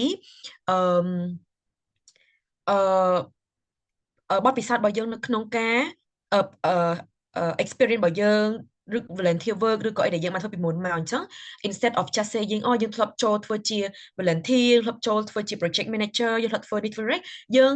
អាច be specific មកថា what exactly you are doing for example ថាអូខេខ្ញុំបានធ្វើ volunteer នៅក្នុងកម្មវិធីតាក់ទងជាមួយនឹង let's say Sister of Code program ដែលខ្ញុំបរៀនទៅក្មេងៗតាក់ទងជាមួយនឹងcode.org តាក់ទងជាមួយនឹង Scratch តាក់ទងជាមួយនឹងការធ្វើ website ហើយតមកក្នុងរយៈពេល18អាទិត្យមកគឺពួកគាត់អាចmake their own project អី for example អានឹងខ្ញុំគ្រាន់តែ raise simple ទេថាយើងត្រូវ be specific កុំឲ្យយើងទៅ say general ទៀត because គេចង់ដឹងថា what exactly you are doing អញ្ចឹងអានឹង specific គឺជា keyword ដែលខ្ញុំនឹងនិយាយទី1ហើយទី2នឹងតាក់ទងជាមួយនឹងយើងនៅពេលដែលយើងទៅ say ហ្នឹងក៏យើងត្រូវមើលទៅលើ requirement របស់អាហារូបករណ៍ដែរដើម្បីឲ្យ align ថាតើគេចង់បានអីហើយយើងទៅ say ឲ្យវា match ជាមួយគ្នាមិនថាអញ្ចឹងហើយបានit's very important ដែលយើងត្រូវធ្វើការ research ឧទាហរណ៍ research នឹងតទៅមួយអីគេដោយបងគាត់និយាយតទៅមួយការត្រៀមខ្លួនអញ្ចឹងគឺយើងមើលតាំងពីតើសាលាគេត្រូវការគេខ្លះតើអាហារូបករណ៍គេត្រូវការគេខ្លះជួនកាលអាហារូបករណ៍តែមួយប៉ុន្តែសាលាផ្សេងពីរផ្សេងគ្នាក៏គេអាចមាន requirement ផ្សេងគ្នាដែរអញ្ចឹងត្រូវចាប់ឲ្យបានថាតើអ្វីទៅជា objective របស់គេនឹងហើយបន្ទាប់មកសម្រាប់ខ្ញុំនៅពេលដែលខ្ញុំទៅសេគឺភាគច្រើនខ្ញុំI use my own word ច្រើនជាងមានន័យថាAI is good like ជួយយើងប៉ុន្តែមិនមែនមានន័យថាយើងសួរ AI ទាំងអស់ហេ it's very important ដែលយើងគួរតែមាន your own word នៅក្នុងការសរសេរចឹងទៅហើយ you can use AI to just adjust your grammar ឬមួយក៏ give some word អីចឹងណាប៉ុន្តែ again just make your work authentic ហ្នឹងគឺគួរតែអ្វីដែលយើងសរសេរហ្នឹងគឺចេញពីយើងហើយ who you are អញ្ចឹងខ្ញុំជឿជាក់ថានៅពេលដែលយើងអាន application មួយយើងអាចដឹងថាតើ application ហ្នឹងមនុស្សអ្នកសរសេរឬក៏ AI អ្នកសរសេរហ្នឹង authenticity របស់វាក៏នៅកន្លែងហ្នឹងដែរអញ្ចឹងហើយនឹងចុងក្រោយទៀតគឺសិតតែជាខ្ញុំ5ទៀតគឺខ្ញុំ find support ហ្នឹងមានន័យថាពេលដែលសរសេរហើយហ្នឹងស្វែងរក mentor ដែលគាត់ជួយនៅក្នុងការអានណាពីព្រោះអីពេលខ្លះយើងគិតថា this is good for us ប៉ុន្តែ probably វាអត់ apply ទៅ context ដែលយើងដាក់ទៅអញ្ចឹងពេលដែលខ្ញុំ apply ហ្នឹងគឺខ្ញុំមាន mentor មួយដែលគាត់ជួយមើលគាត់ជួយកែគាត់ជួយ read គាត់ជួយ review អញ្ចឹងគាត់ជួយ feedback អញ្ចឹងកន្លែងហ្នឹងគឺវាសំខាន់មកជួនកាលយើងខ្លួនឯងយើងអត់ដឹងថាតើកន្លែងណាជាចំណុចខ្វះខាតរបស់យើងឯងអញ្ចឹងអាហ្នឹងគឺជា strategy ខ្ញុំប្រើអញ្ចឹងត្រឡប់មកវិញហ្មងគឺខ្ញុំមាន3ចំណុចធំៗទី1គឺទៅ say truth to yourself specific ហើយ make ធ្វើម៉េចឲ្យវា authentic នៅពេលដែលនិយាយថា authentic នៅពេលដែលយើងអានហើយយើង satisfy មួយរបស់មួយហ្នឹងគឺមានន័យថារបស់ហ្នឹងវា authentic ហើយអាហ្នឹង definition សម្រាប់ខ្ញុំបើខ្ញុំធ្វើហើយខ្ញុំអត់សូវសប្បាយចិត្តគិតថាហ្នឹងវាអត់ទាន់ដល់ដំណាក់កាលមួយនៅឡើយទេអញ្ចឹងហើយបានជាត្រឡប់ link ទៅពេល teacher គឹមស្រង់និយាយថាពេលវេលា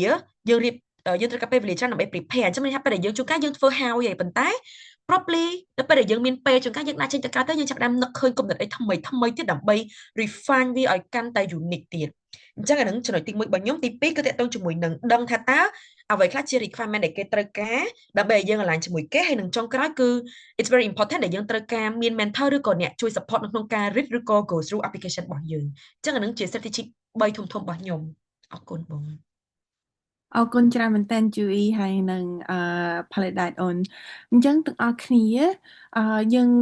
បងស្រុកមកវិញគឺទី1គឺយើងត្រូវដឹងថាយើងកំពុងតែធ្វើអីយើងដាក់អាហារូបករណ៍បែបណាយើងចង់បានអីហើយទី2តើយើងយកវាដោយរបៀបម៉េចណាហើយតើមានយុទ្ធសាស្ត្រអីគេខ្លះដើម្បីយកវាបានដោយផលិតដែរនិយាយអញ្ចឹងតកតងជាមួយនឹងការប្រើនៅ AI ដោយសារតែសម័យនេះ មិនសម័យនេះទេតែពី3ឆ្នាំនេះទេដែល AI គឺមានសន្ទុះខ្លាំងមែនតើតើធ្វើយ៉ាងណាដើម្បីឲ្យយើងចេញមកវា authentic ដូច Paradise hay Chewy និយាយចឹងហើយទី2គឺតើយើងអាចសម្រួលបែបណាពេលខ្លះនៅពេលដែលយើងប្រើ AI ខ្លាំងពេកឬក៏ប្រើជំនួយខ្លាំងពេក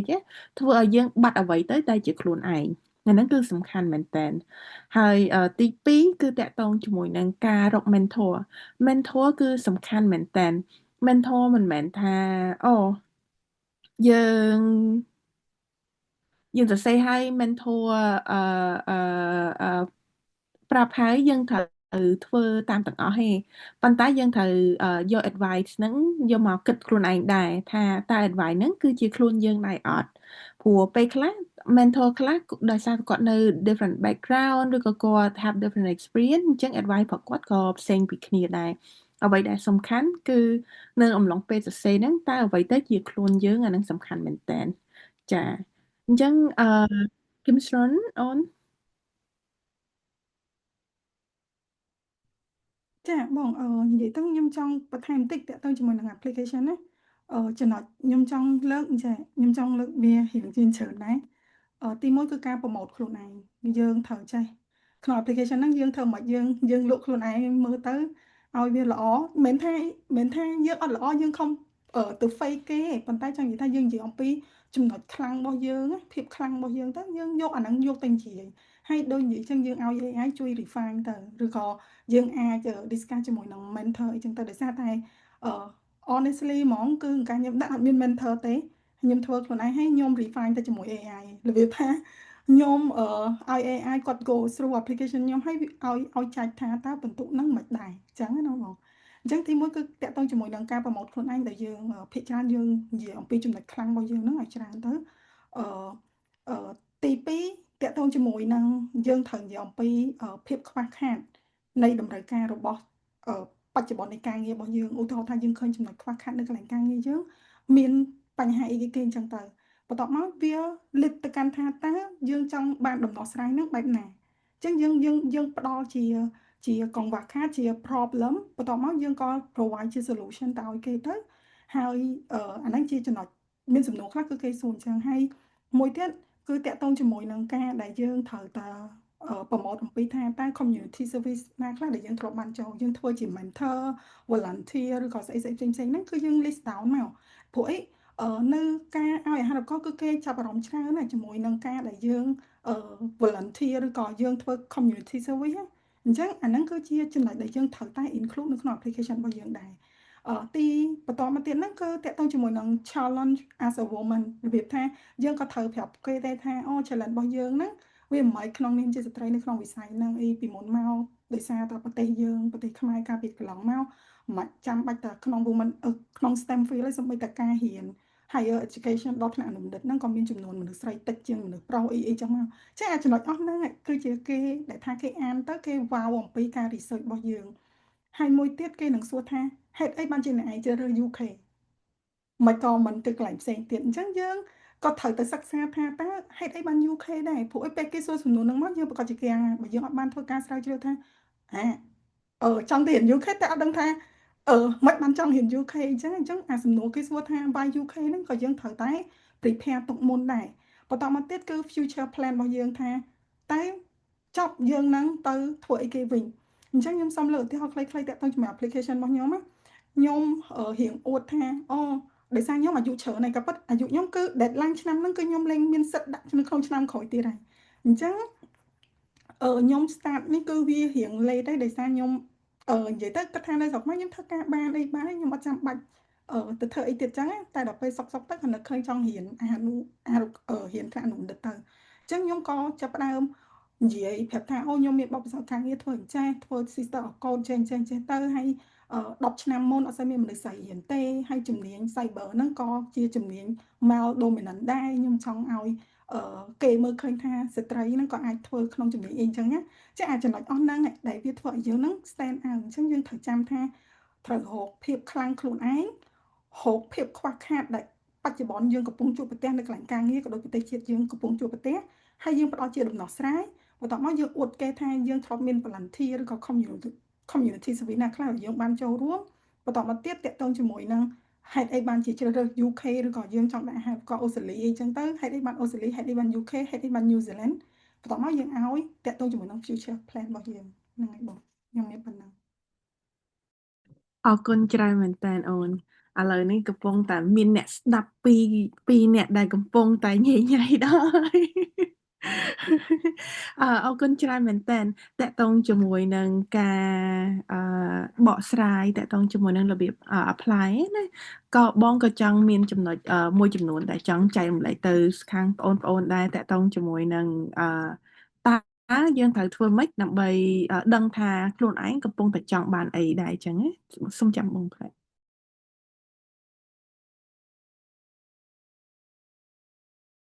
បងមានឆ្មាស់ពីរឲ្យតែមាន sharing session នឹងមកហើយនឹងអង្គុយស្ដាប់នៅនឹងឯងអឺតកតងជាមួយនឹងការស្គាល់ខ្លួនឯងទីមួយយើងត្រូវដឹងថា motivation របស់យើងមានប្រមាណហេតុអីបានជាយើង motivated នៅក្នុង field ហ្នឹងដូច Kim Strong mention មែនចឹងកង្វះខាតមានអីគេខ្លះនៅក្នុង community ដែលយើងកំពុងតែ serve ហ្នឹងឬក៏កង្វះខាតនៅក្នុង society ជាពិសេស women in a work field ហេតុអីបានជាយើង should be a role model អាហ្នឹងគឺសំខាន់មែនតើហើយទីពីរគឺតកតងជាមួយនឹង resource នៅក្នុងប្រទេសយើងមាន resource អីគេខ្លះហើយហេតុអីបានជាយើង could be a resource ទៅបើសិនជាយើងជាប់ឬក៏ resource នៅ UK ហ្នឹងមានដោយរបៀបម៉េចដូចជួយ mention តាំងពីដើមណាតកតងជាមួយនឹង equipment តកតងជាមួយ experience តកតងជាមួយនឹង lab ឬក៏អីចឹងទៅទី3គឺតកតងជាមួយនឹង skill ដែលយើងមានហើយមានអីគេខ្លះតើយើងត្រូវការ skill អីបន្ថែមទៀតហើយការ obtain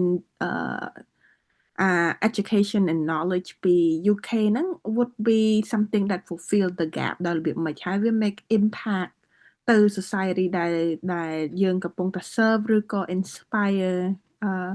young girl ឲ្យ take part នៅក្នុង field ហ្នឹងដោយរបៀបមិនគេខ្លះអញ្ចឹង motivation resource ហើយនិង skill ហ្នឹងគឺជាអីដែលបងបានរៀនដែរបងរៀនពី co-founder របស់បងពី Well បងសុភ័ក្រតែគាត់បានបរៀនតាក់ទងជាមួយនឹងស្ត្រីឬក៏ youth អញ្ចឹងបងក៏ចង់យកហ្នឹងមកចែករំលែកដល់បងអូនដែរថាតើ motivation យើងបែបណា resource យើងមានអីគេខ្លះហើយនឹង skill យើងមានអីគេខ្លះហើយយើងត្រូវការដោយរបៀបម៉េចដែរអញ្ចឹងណាចាអញ្ចឹងដោយសារតែម៉ោងរបស់យើងដល់ម៉ោងដែរបងសូមរំខានគឹមស្រនហើយនឹងផលិតដែរហើយនឹងជួយប្រហែលជា15នាទីទៀតបានទេអូនចាខ្ញុំអត់អីបងចេះចាអញ្ចឹងបងសូម open the floor for question ណាបងអូនអាច participants បងអូនអាចលើកដៃឬក៏បងអូនអាច unmute ឲ្យសួរបានណា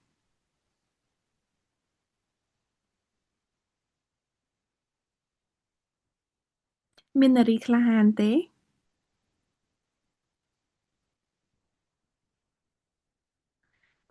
យប់ជ្រៅពេកដឹងសួស្តីបងចាអូនខ្ញុំឈ្មោះជាលីខ្ញុំជា part of sister of Koda ដែលមានបងផលដែលជា mentor Hello បង so ខ្ញុំចង់សួរបងថាតើតើជាមួយនឹង application process ហ្នឹងពេលដែលយើងបំពេញ application process យើង apply ទៅសាលាហើយយើង apply directly ទៅខាង scholarship ហ្នឹងហ្មងអញ្ចឹងជប់ក្នុងលក្ខខណ្ឌថាអាហ្នឹងគេ work មួយគ្នាជុំមានលក្ខខណ្ឌដែលគេអត់ work មួយគ្នាហើយយើង notify គេមិនដែរបង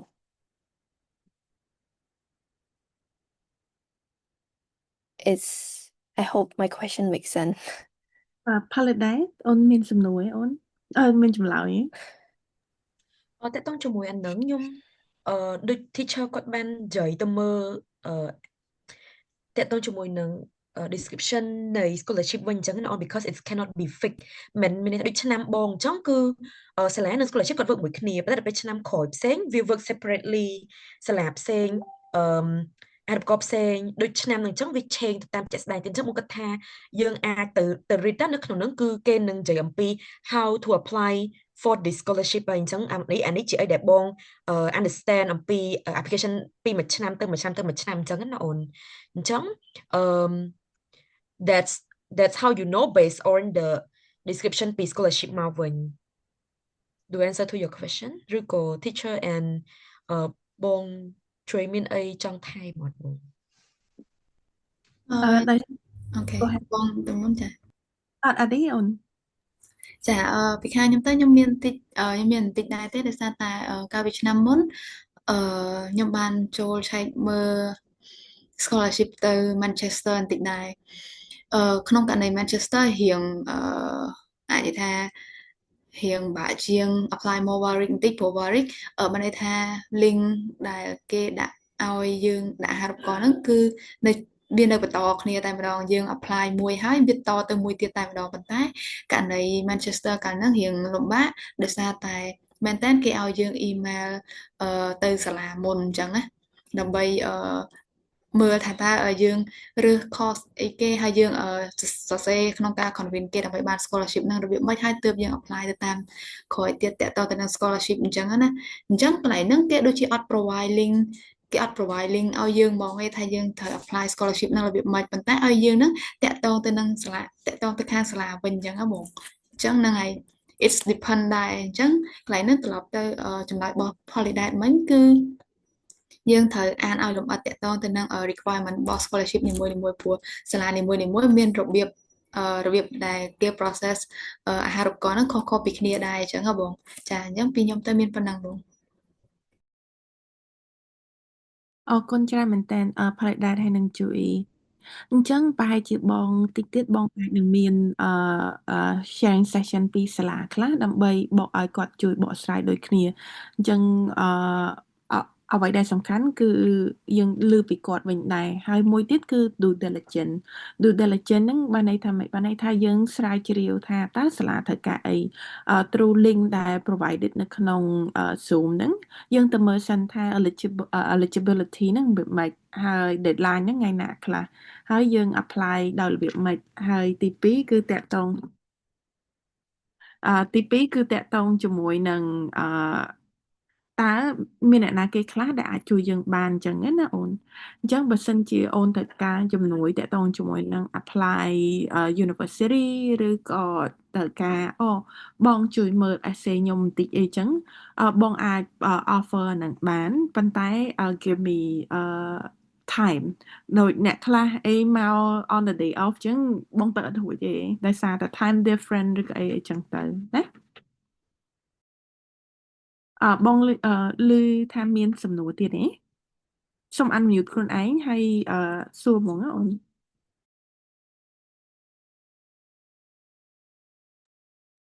សួស្តីបងខ្ញុំឈ្មោះ Marina បងខ្ញុំមានសំណួរទៅកាន់បងគេទាំងវ័យតិចខ្ញុំឃើញបងតំណែងច្រើនទៅតជាមួយនឹង tip នៃការ apply ហ្នឹងតែអត់ដឹងថាសំណួរខ្ញុំជាន់អីដែលបាននិយាយដល់អត់ទេតែខ្ញុំចង់ដឹងពីចំណុចតែបងគិតថាជាចំណុចទីខ្លដែលបងបានចុះអាហារូបករណ៍ហ្នឹងហើយចំណុចបានអត់បងហើយមួយទៀតបងខ្ញុំលើកបងគឺស្រងនិយាយដែរថានៅខាងខេត្តដែលយើងបានអត់ចុះពីអាហារូបករណ៍មួយអញ្ចឹងបងអាចជួយ share លេខថាមកថាអីបងឈប់នឹងគិតថាបងបានចុះអាហារូបករណ៍មួយហ្នឹងបងក៏ជាឆ្លក់ខ្លាចច្រើនហើយក៏ថប់លក់ច្រើនអញ្ចឹងទៅបងជួយថាជួយប្រាប់បានថានៅពេលដែលបង apply ហ្នឹងមានអាហារូបករណ៍ណាខ្លះដែលបងបានភ្លេចហើយទៅវាជាចំណុចតែគួរតែពួកយើងគួរតែជៀសវាងណាបងអរគុណបងKim Sranlon អូខេដោយសារតែខ្ញុំស្ដាប់ទៅវារៀងដាច់បន្តិចស្រឡាញ់គាត់តែបើខ្ញុំចាប់បានដូចជាគាត់ចង់សួរថាតើយើងត្រូវធ្វើម៉េចឲ្យយើង stand out អញ្ចឹងអីបងដោយសារវារៀងដាច់តាក់ទងជាមួយនឹង stand out តាក់ទងជាមួយនឹងចំណុចណាខ្លះដែលគួរតែជៀសវាងឬក៏ do and don't ណាអូនខ្ញុំសូមបញ្ជាក់បន្ថែមតិចក៏បានដែរបងចា៎បងគិតថាចំណុចមួយក៏បានដែរបងតែគិតថាអានឹងជាចំណុចល្អសម្រាប់យើងជាចំណុចមួយដែលលេចធ្លោសម្រាប់យើងដែលបងគិតថាចំណុចមួយហ្នឹងដែលបងធ្វើឲ្យបងបានជប់អាហារូបករណ៍មួយហ្នឹងណាបងបើនិយាយទៅចំណុចតែមួយអត់អាចធ្វើឲ្យយើង stand out អត់អាចឲ្យយើងចុះអាហារូបករណ៍បានទេដោយសារតែបើតាមបងគាត់បង បទពិសោធន៍និយាយទៅបងទៅតែដាក់បងចាប់តាមដាក់អាហារូបករណ៍ហ្នឹងគឺឆ្នាំមុនហើយដាក់ទៅត UK ទេទៅតែឆ្នាំនេះបងចាប់តាមដាក់ទៅ New Zealand ផង UK ផងហើយវាជាប់ទាំងពីរអញ្ចឹងកាលពីធ្លាក់នៅ UK ហ្នឹងគឺដូចដែលនិយាយអញ្ចឹងគឺយើងអត់ well prepare ដល់ពេលឆ្នាំនេះដាក់ជាប់ well prepare ហ្នឹងមិនបងអាចនិយាយបានថាចំពោះចំណុចដែល stand out ទី1គឺបងអាចនិយាយថា GPA ការបងរៀននៅបញ្ញាបត្រហ្នឹងគឺបងបាន GPA លើសពី 3.5 អញ្ចឹងណាហើយទី2គឺតកតងជាមួយនឹងកន្លែងការងារការងារគឺបងតែងតែ develop ខ្លួនឯងរបៀបខ្លាយទៅជា team lead ឬក៏អីនៅក្នុង team អីចឹងណាអញ្ចឹង position យើងវារៀងធំដែរហើយបន្តមកទៀតតកតងជាមួយនឹងការរៀនសូត្រយើង stand out កន្លែងការងារក៏យើងរៀង stand out ទី3តកតងជាមួយនឹងរឿង community service ហ្នឹងដូចនិយាយចឹងបងធ្លាប់ធ្វើជា first trainer sister of code មុនគេកាលពីឆ្នាំ2019ហើយបងក៏ជា mentor របស់ Smart Start តកតងជាមួយនឹង technology ហើយបងក៏ជួញជាមួយនឹងខាងកម្មវិធីសង្ញាមឬក៏វគ្គ training អីផ្សេងៗ online ហើយបងក៏មានរៀន online ខ្លួនឯងតកតងជាមួយនឹងwebsite យក certificate ជាមួយ skill ឬក៏អីរបស់យើងអញ្ចឹងណាអញ្ចឹងវាធ្វើឲ្យអានតិចហ្នឹងវាប្រម៉ូទចូលគ្នាហើយនឹងចំណុចមួយទៀតហ្នឹងគឺអញ្ចឹងបងលើកពីបញ្ហាដែលបងជួបប្រទះឧទាហរណ៍ថាបងគឺជាមនុស្សស្រីហើយបងមានគ្រួសារបងមានកូនមានអីប៉ុន្តែ despite នៅ challenges ទាំងអស់ហ្នឹងគឺបងនៅតែ motivate ខ្លួនឯងក្នុងការរៀនអញ្ចឹងដើម្បីបងចង់ធ្វើជា role model ដើម្បីឲ្យស្ត្រីឬក៏ក្មេងស្រីផ្សេងៗទៀតហ្នឹងគាត់កុំ give up នៅអ្វីដែលគាត់ចង់ធ្វើបើគាត់មាន passion នៅក្នុងការរៀនក្នុងអីអញ្ចឹងទៅគាត់ត្រូវរៀនហើយបងមាន passion នៅក្នុងការរៀនហើយក្នុងការធ្វើជា role model ដើម្បីឲ្យស្ត្រីផ្សេងទៀតហ្នឹងគាត់ចង់រៀននៅក្នុងវិស័យ cyber ឬក៏វិស័យ IT ដោយសារបងអត់ប្រម៉ូទជា general ថាអូនស្រីត្រូវរៀនអនុបណ្ឌិតមិនត្រឹមប៉ុណ្ណាប៉ុន្តែបងវា specific ទៅដល់ថា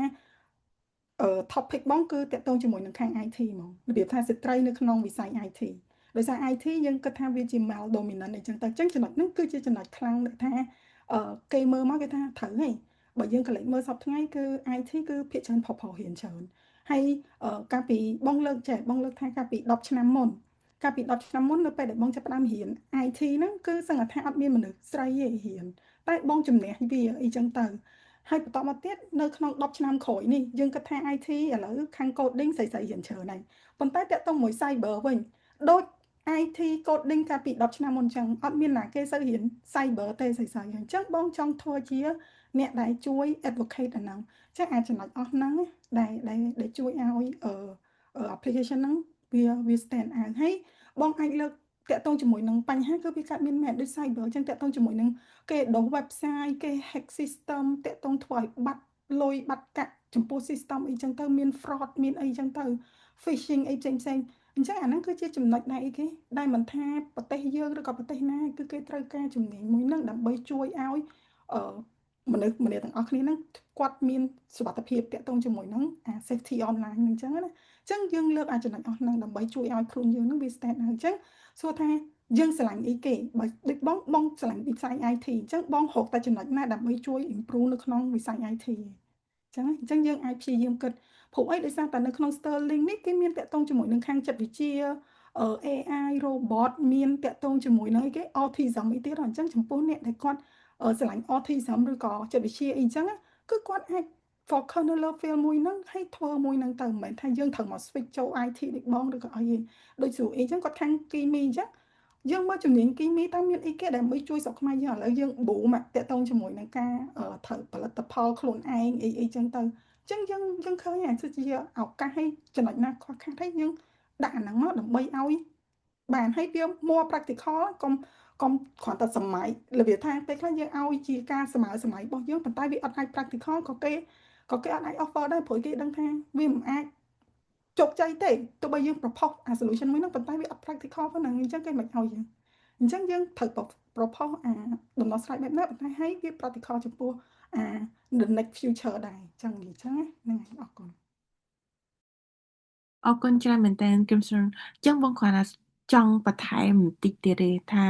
តើអ្វីទៅដែលជា best strategy អញ្ចឹងបងឃើញ Paradise គាត់ដាក់នៅក្នុងឆាតដូចគ្នា គឺតាក់ទងជាមួយនឹង application process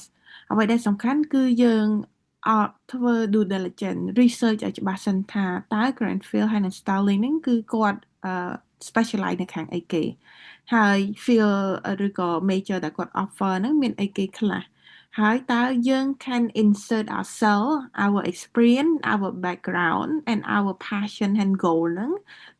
ឲ្យ connect ជាមួយនឹង major ដែលគាត់ offer ដោយរបៀបមិនគេខ្លះតើវា practical ទៅរបៀបមិនអីចឹងណាដូចខ្ញុំសង្កត់គាត់បាន mention ខាងលើចឹង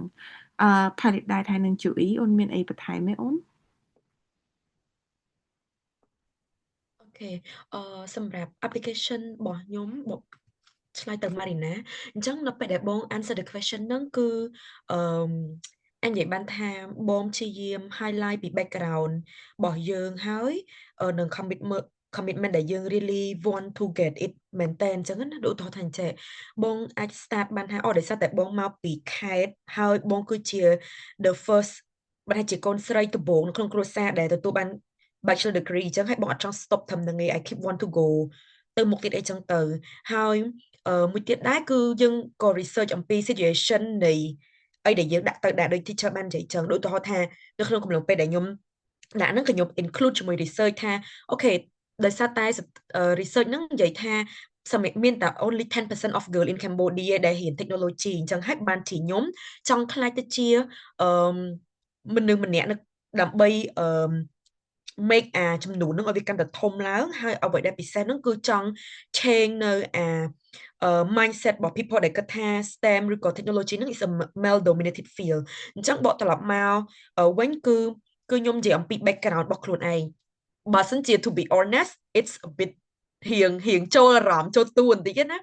because it's true ដែលយើងអត់មានលទ្ធភាពប៉ុន្តែយើងចង់ហ៊ានអញ្ចឹងខ្ញុំគិតថាអាចសម្រាប់ខ្ញុំណាចំណុចមួយហ្នឹងក៏ជា uniqueness មួយដែរហើយមួយទៀតអីដែលខ្ញុំចង់ share ទៅបងប្អូនទាំងអស់គ្នាដែរឬក៏បងទាំងអស់គ្នាដែរអញ្ចឹងណាចំណុចមួយដែលគិតថាវា unique ដោយសារតែអ្នកខ្លះអញ្ចឹងគាត់មានអារម្មណ៍ថាគាត់ចង់ដាក់ហាត់ប្រកបប៉ុន្តែគាត់គិតថាខ្លួនគាត់ធ្វើអត់រួចទេគាត់គិតថាភាសាអង់គ្លេសរបស់គាត់ខ្សោយឬមួយក៏អីជាដើមអញ្ចឹងចាក់ស្ដែងបើខ្ញុំហ្មងណាខ្ញុំ I admit ថា to pass this scholarship នឹងខ្ញុំប្រឡងអង់គ្លេស4ដងមានន័យថាជំរឿសាលាគេ require 6.0 all the component ហ្នឹង must be លើ5មិនថាសរុប 6.0 ហើយ component ទាំងអស់ត្រូវតែ 6.0 អញ្ចឹងខ្ញុំបាន 6.0 ដែរប៉ុន្តែ component ខ្លះវាបាន 5.5 អញ្ចឹងទៅខ្ញុំធ្លាក់ប៉ុន្តែ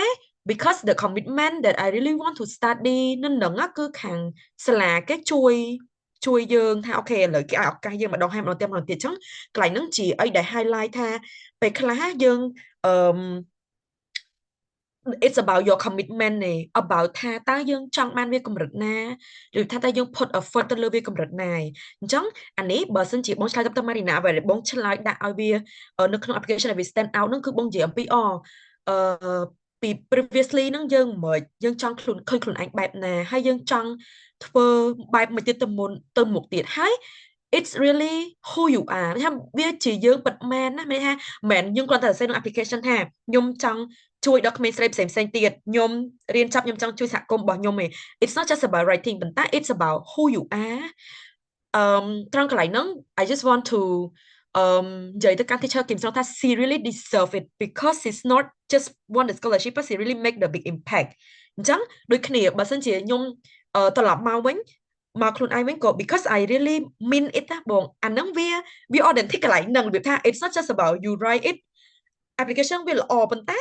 យើង make it ប៉ុណ្ណាទៀតអញ្ចឹងអាហ្នឹងវា link ទៅbackground របស់យើងដែរអញ្ចឹងនៅពេលដែលបងដាក់នៅពេលដែលខ្ញុំដាក់ហ្នឹងពេលហ្នឹងគឺបើសិនជានិយាយថាចេះបងបកកាអង់គ្លេសខ្លាំងអត់ទេប៉ុន្តែបងរបៀបថាអូខេបងធ្លាប់ mostly បងគិតថាជាអីដែលបងបានធ្វើហ្នឹងគឺវា align ជាមួយនឹង background របស់ program ហ្នឹងហ្មងដូចថាបងបានទី1 academic គឺ strong ហើយតើតើជាមួយនឹង community workពេលហ្នឹងគឺ I don't really care about money I'm not rich ប៉ុន្តែ I really have the passion to make it work បងនិយាយថាអូខេខ្ញុំធ្លាប់ជាកូនសិស្សរបស់ teacher កំស្រង់ពេលដែលខ្ញុំរៀនចប់ហើយ I'm not just ចប់ត្រឹមហ្នឹងទេ but I really continue to be the ambassador a trainer ហើយពេលទៅនេះចឹងខ្ញុំជិះទៅខេត្តពេលហ្នឹងខ្ញុំ volunteer នៅខេត្តតាកែវបរិញ្ញាក្មេងៗទៅមួយ Microsoft Word Excel PowerPoint អាហ្នឹងវា passion I don't know how to explain but I hope you understand ណាអញ្ចឹងអាហ្នឹងគឺវា stand out ហ្មងហើយសំខាន់មួយទៀតដែលចង់ថែមណាគឺតកតងជាមួយនឹងអ្នកដែល give you the recommendation letter នៅពេលដែលយើង make a strong connection ជាមួយអ្នកណាគេម្នាក់ for example ថាជាមួយ mentor យើងឬមួយក៏អ្នកកន្លែងធ្វើការរបស់យើងឬមួយក៏ teacher របស់យើងគាត់កន្លែងហ្នឹងក៏ជាអីដែល chance របស់យើងនៅក្នុងការធ្វើឲ្យយើងជាប់បានដែរអញ្ចឹងត្រឡប់ទៅវិញគឺវាសំខាន់ដែលយើងចាំបាច់ត្រូវតែមាន network មាន connection ដែលសិតតែពួកគាត់ចឹងហើយ you never know that's what I tell to my people ថា you never know ថាតែយើងនឹង cross path មួយគ្នាកន្លែងណាមួយ so it's very important ដែលយើង make connection ពីឥឡូវទៅដូចថាយើងស្គាល់យើងព្យាយាម try to know អីចឹងទៅ probably in the future យើង meet គ្នាអញ្ចឹងនៅពេលដែលខ្ញុំមាន mentor មួយអញ្ចឹងក៏ពិតខ្ញុំនៅក្នុង program Sister of Code នឹងបកត្រឡប់តិចណាបងអញ្ចឹងនៅពេលដែល in class ហ្នឹង I'm not just going to school to learn ប៉ុន្តែខ្ញុំរៀនហើយខ្ញុំ active I hope teacher notice active ហើយរបៀបថាយើងមាន willingness to do it អញ្ចឹងគ្រាន់តែ I did nothing I just learn I just put attention ហើយពេលសួរអញ្ចឹងមានការឆ្លើយឆ្លងមានការ engagement ក្នុងថ្នាក់គ្រាន់តែប៉ុណ្ណឹងខាង teacher ក៏ដូចជាខាងសាលាគាត់ notice យើងអញ្ចឹង it automatically it's easily get the recommendation letter អញ្ចឹងអាហ្នឹង to recap ខ្ញុំគិតថា it's really important again to be really authentic it's not just in the paper but about who you are ហើយបងពេលដែលខ្ញុំទៅសេហ្នឹងខ្ញុំរៀនបិទចូលទូបន្តិចបងរៀនកំសត់តិច because that's how I am ហើយហ្នឹងហើយខ្ញុំមានជាមួយនឹងខាងអ្នកដែលជួយ support ហ្នឹងគឺគាត់ជួយផ្ដល់ recommendation letter មិនថាតែនៅដូចនៅសាលាអញ្ចឹងមានគ្រូមានអីចឹងក៏ខ្ញុំ like ស្និទ្ធស្នាលជាមួយគាត់អញ្ចឹងទៅគាត់ដឹងពីយើងច្រើនហើយគាត់ willing to support like គាត់នឹងចាំតែ support យើងអញ្ចឹងណាអញ្ចឹងកន្លែងហ្នឹងចង់ highlight ថាត្រឡប់ទៅវិញដូចបងប្អូនខ្លះដែលគាត់នៅរៀនអញ្ចឹងណាកុំ not just go to school ហើយ come back ទេពេលខ្លះជួនកាលអានរៀនចប់អានត្រូវការ recommendation letter យូរនឹងទៅ professor របស់យើងអញ្ចឹងគួរតែចាប់ផ្ដើមនៅក្នុងការ show your potential ទៅអញ្ចឹង that is from me I hope it's not too long បងហើយសមមកទៀតចង់ឲ្យបងជួយគាត់ជួយបន្ថែមអរគុណបង No, not too long. I think you hit you spot on in terms of answering the question. And who you are is very important. ហើយមួយទៀតនៅពេលដែលគេអាន application process របស់យើង they can feel your passions. I don't know if you know this or not. I've been reading ច្រើនមែនតើessay scholarship Australian Chevening អីចឹងទៅwisely ភាគច្រើន application ភាគច្រើនដែល show who they are and then also their passion ណា why it's so important ភាគច្រើនមានឱកាសច្រើនមែនតើchú ý មានអីចង់ថែមទេអូនខ្ញុំឲ្យបន្ថែមបន្តិចទេបងមែនតើទៅដោយសារតែបងគឹមស្រងឯហ្នឹង Holiday បានប្រាប់ទាំងអស់គ្នាច្រើនដែរហើយអញ្ចឹងពីខ្ញុំទៅជាក់ស្ដែងអីដែលខ្ញុំធ្វើមួយទៀតនៅពេលដែលខ្ញុំដាក់អាហារូបករណ៍ហ្នឹងគឺជាធម្មតានៅពេលដែលមានអាហារូបករណ៍អញ្ចឹងគឺខាងសាលាគេដាក់ list course ដែលគេនឹងឲ្យយើងទៅរៀនហ្នឹងឯងអញ្ចឹង course ទាំងអស់ហ្នឹងយើងសុទ្ធតែអាចចុចចូលទៅដើម្បីមើលថាតើនៅក្នុង course នីមួយៗហ្នឹងមាន module អីគេខ្លះដែលយើងអាចដែលយើងនឹងត្រូវរៀនអញ្ចឹងណាអញ្ចឹងbackground របស់យើងរបៀបណាដែល align ជាមួយនឹង module នីមួយៗនៅក្នុង course ដែលយើងត្រូវរៀនហ្នឹងក៏សំខាន់ដែរអញ្ចឹងទៅអាចនិយាយបានថាបើយើងអាច align បានរៀងច្រើនអញ្ចឹងទៅយើងក៏មានឱកាសដែរបើន័យថាcapacity របស់យើងឬក៏ ability របស់យើងនៅឲ្យវាក៏ somehow at the right level with their course ដែរអញ្ចឹងបងហ្នឹងហើយអញ្ចឹងពីខ្ញុំយើងក៏គួរតែចូលទៅមើលឲ្យហ្នឹងតិចដែរ yeah that's from me អរគុណច្រើនមែនតើអូនអញ្ចឹងដូចបងនិយាយចឹងថា due diligence មួយថាយើងចង់បានវាប៉ុណ្ណាតើយើងយកវាបានដោយរបៀបម៉េចហើយវាសំខាន់សម្រាប់យើងដោយរបៀបម៉េចហើយទី2អ្វីដែលចាប់ផ្ដើមគឺដោយផលដែលនិយាយចឹង mindset is very important មែនតើ mindset តកតងជាមួយនឹង how bad you wanted it if you know how bad you wanted it you will get it eventually one way or another it's just like how do you differentiate between a barrier and opportunity is also very important too ចាអូនមានអ្នកលើកដៃអូគឹមស្រងចាហ្នឹងហើយបងខ្ញុំសូមបន្ថែមបន្តិចអញ្ចឹងដោយសារតែតកតងជាមួយនឹង Women in STEM នេះខុសពីខាង Chevening បន្តិចអញ្ចឹងជា mindset របស់គ្នាយើងហ្មងណាខ្ញុំសំណូមពរថារាល់ឆ្នាំយើងគួរណាទៅមើល website របស់ខាង British Council ហ្នឹងគេនឹងចេញឈ្មោះ list សាលាណាខ្លះដែលគេនឹង offer scholarship សម្រាប់ឆ្នាំហ្នឹងហើយចំពោះ list សាលាទៀតសោតហ្នឹងសាលាដូចគ្នាដដែលមែនប៉ុន្តែ subject អាចផ្លាស់ប្ដូរខ្ញុំនិយាយបទពិសោធន៍ខ្ញុំផ្ទាល់ដូចការជំនាន់ជាមួយ SUI អញ្ចឹងណាសាលា Warwick មែនប៉ុន្តែការឆ្នាំដែលគេ offer ហ្នឹងគេ offer តែ computer science នេះគេអត់មានបាន offer cyber ឬក៏ AI ទេអញ្ចឹងឆ្នាំហ្នឹងគឺមានតែ computer science ទេដល់ពេលឆ្នាំនេះពេលដែលខ្ញុំចូលទៅ website សាលាម្ដងទៀតតែដល់ពេលទៅមើល field subject បែរជាមានតែ cyber security អត់មាន computer science នេះអញ្ចឹង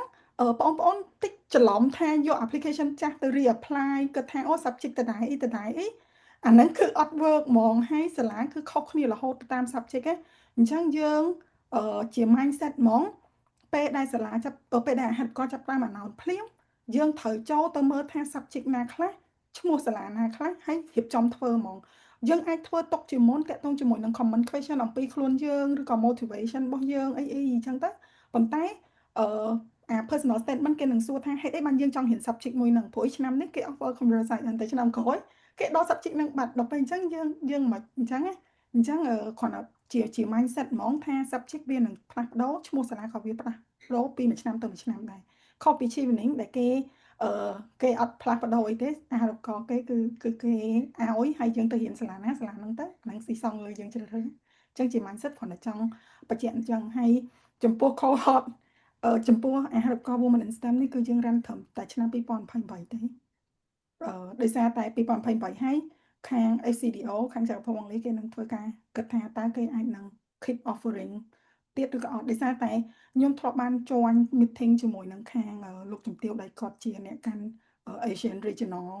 Program ហ្មងគឺគាត់បានលើកតាក់ទងជាមួយនឹងអានេះគឺជា first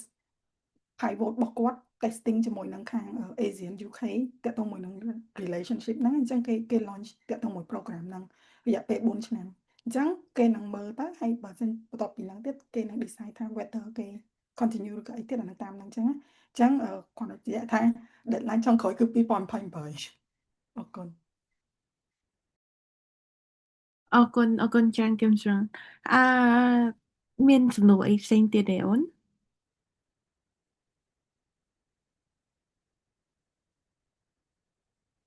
គឺជាអត់មានទេបងឃើញថា Paradise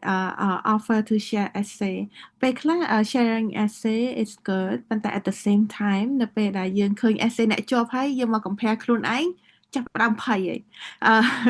អញ្ចឹង as a best practice សាកខ្លួនឯងសិនអូនសាកខ្លួនឯងថាខ្លួនឯង authentic ប៉ុណ្ណាចេញមកដោយខ្លួនឯងដល់របៀបមួយគេខ្លះអញ្ចឹងបានយើងអាច compare essay យើងជាមួយនឹង essay គេបានហើយទី2គឺតាក់ទងជាមួយនឹងដោតខ្លួនឯងថាអូខេessay គេល្អអញ្ចឹងហើយបានគេជាប់ខ្ញុំនឹងដាក់អីទេប៉ុន្តែយើងម្នាក់មាន uniqueness ផ្សេងគ្នាអ្វីដែលសំខាន់គឺយើង list down our uniqueness our strength our experience ឲ្យត្រូវសិនហើយបន្ទាប់មកចាំយើង reach out ទៅ mentor ថាអូខេនេះគឺជា strength uniqueness របស់ខ្ញុំនេះគឺជា essay របស់ខ្ញុំតើខ្ញុំអាចសុំ compare essay ឬក៏បងអាច walk ខ្ញុំ through ថាតើខ្ញុំគួរថែមកន្លែងណាឬក៏បន្ថយកន្លែងណាអីបានអត់អាហ្នឹងគឺជា way នៃការ reaching out ទៅ mentor អញ្ចឹងណាអូនអញ្ចឹងអាហ្នឹងគឺសំខាន់មែនតើហើយតាក់ទងជាមួយនឹង mentor ហ្នឹងភាគច្រើនទាំងអស់គ្នាមានពេលតែ24ម៉ោងទាំងអស់គ្នាតើយើងធ្វើម៉េចដើម្បី reach out ទៅគាត់ទៅហើយឲ្យពេលវេលាហ្នឹងវាមានតម្លៃទាំងសងខាងអញ្ចឹងណាអញ្ចឹងមុនពេលដែលយើង reach out ទៅ mentor យើងត្រូវ prepare ខ្លួនឯងដែរថាអូខេខ្ញុំបាន prepare អីគេខ្លះហើយដើម្បី reach out ទៅគាត់ respectful way ដោយរបៀបមិនគេខ្លះអីចឹងទៅព្រោះភាគច្រើនគឺតែងតែមានហើយដែលមានបងប្អូន reach out មកបងខ្ញុំចង់បានrecommendations ខ្ញុំចង់បានល្ងាចនឹងអីចឹងអានឹងអត់មានទេ អត់ដែលមានដូចថា system ឬក៏អីដែលយើងត្រូវធ្វើអញ្ចឹងឯងអញ្ចឹងយើង reach out ទៅគាត់ respectfully ថាអូបង I know that you are woman in STEM application is due in April. Is there a way that I can reach out to you in mid-February to review or to a agent? Can you walk me through a agent? That's how you reach out respectfully agent and give them time, give them energy to oh I want to make a difference អីចឹងណាអូនចា បងខ្ញុំសុំបន្តិចដោយសារតែខ្ញុំទៅតែ go through list នេះទៅquestion ទៅខ្ញុំឃើញមានសំណួរមួយដែលគាត់សួរហើយគួរឲ្យចាប់អារម្មណ៍គាត់និយាយថាតើបើសិនជាគាត់ហ៊ាន bachelor ខាង art គាត់អាច apply អាហារូបករណ៍នឹងបានអត់សំណួរហ្នឹងដោយសារបើខ្ញុំទៅសេខ្ញុំពិបាកនិយាយ ចង់និយាយថាចេះអាហារូបករណ៍គេឲ្យថ្នាក់អនុបណ្ឌិតចំពោះ subject ប៉ុណ្ណាអញ្ចឹងចេះ subject ទាំងអស់ហ្នឹងគឺជា subject STEM ហើយអត់ខ្វល់ថា background យើង bachelor យើងអីគេបើសិនជាយើងទៅបន្ត subject មួយក្នុងចំណោមeligible course របស់គេហ្នឹង subject របស់គេហ្នឹងគឺយើងអត់អីទេប៉ុន្តែយើងត្រូវសួរខ្លួនឯងមកវិញថាអឺតែយើងអាច convince គេឲ្យជឿយើងប៉ុណ្ណាក្នុងការ switch ពី art ទៅកាន់ STEM នេះចឹងថាយើងយកbachelor ពី art ហ្នឹងហើយទៅរៀនខាង cyber តែយើងអាច convince គេកម្រិតណាប៉ុន្តែខ្ញុំលើកឧទាហរណ៍មួយដូចsenior របស់ខ្ញុំនៅអង់គ្លេសហ្នឹងគាត់គឺជាសិស្សគាត់និយាយបទពិសោធន៍គាត់បញ្ញាបត្រគាត់គឺខាង English literature ភាសាអង់គ្លេសប៉ុន្តែគាត់មករៀន master ថ្នាក់ cyber security កាលពី5ឆ្នាំមុនដោយសារគាត់មកធ្វើ Викман ដែរមកធ្វើ speaker ដែរគាត់ថា challenge របស់គាត់វាពិបាកដោយសារគាត់អត់មានគ្រឹះ background bachelor អំពី computer អីចឹងហើយមករៀន cyber អញ្ចឹងវារៀង challenge ចំពោះគាត់ប៉ុន្តែសួរតែ switch បាននេះគេនៅតែ switch បានអញ្ចឹងតែគាត់ថា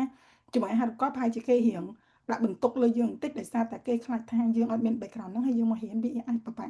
ប៉ុន្តែឲ្យតែយើង apply ទៅកាន់ eligible course ណាមួយដែលគេ offer អាហ្នឹងគឺគេនឹង consider ដូចគ្នាទេអត់ជាបញ្ហាទេចា៎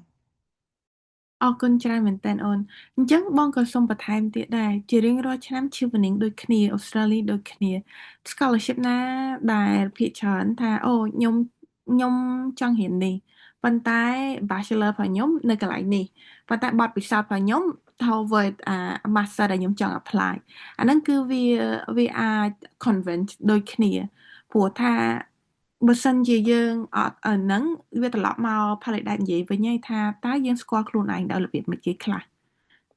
កាលពីមុនយើងត្រឹមតាក់ទី12ចូលសកលទេយើងអត់ដឹងថាយើងត្រូវធ្វើអីទេយើងអត់ស្គាល់ខ្លួនឯងទេប៉ុន្តែនៅពេលដែលយើងរៀនចប់យើងបាន degree ហើយយើង switch field ធ្វើឲ្យយើងដឹងថាអាហ្នឹងគឺជាខ្ញុំយ៉ាងពិតប្រាកដ this is how bad I wanted it even though ថាគេ questioning គេតាក់ទងជាមួយនឹង the switch but you have proof យូថាខ្ញុំ I have 10-year experience for example in coding and even though my bachelor is in painting but coding is something that I've been working on and then I'm so passionate about it and this is the gap that I see through the field and this is how I make the impact and this is the degree that I need so that I can make a bigger impact ចា៎ដោយសារតែរៀងយប់សម្រាប់ speaker យើងខ្លាំងណាស់ហើយអញ្ចឹងបងសូមអរគុណទាំងអស់គ្នាបើសិនជាអាចបើកកាមេរ៉ាយើងអាចថតរូបជុំគ្នាបានទេហើយមួយទៀតយើងមាន form ដែលបងប្អូនអាចជួយបំពេញបានដើម្បីលើកទឹកចិត្ត speaker យើងដូចគ្នាថាsharing session ហើយតើគាត់បងប្អូនបានយល់អត់បងប្អូនមានអារម្មណ៍យ៉ាងណាដែរអីចឹងណាមាន message អីទៅឲ្យ speaker យើងទាំង3ដែរអត់ចាអញ្ចឹងបងសូមបើកកាមេរ៉ាមានអ្នកណាគេក្លាហានចង់បើក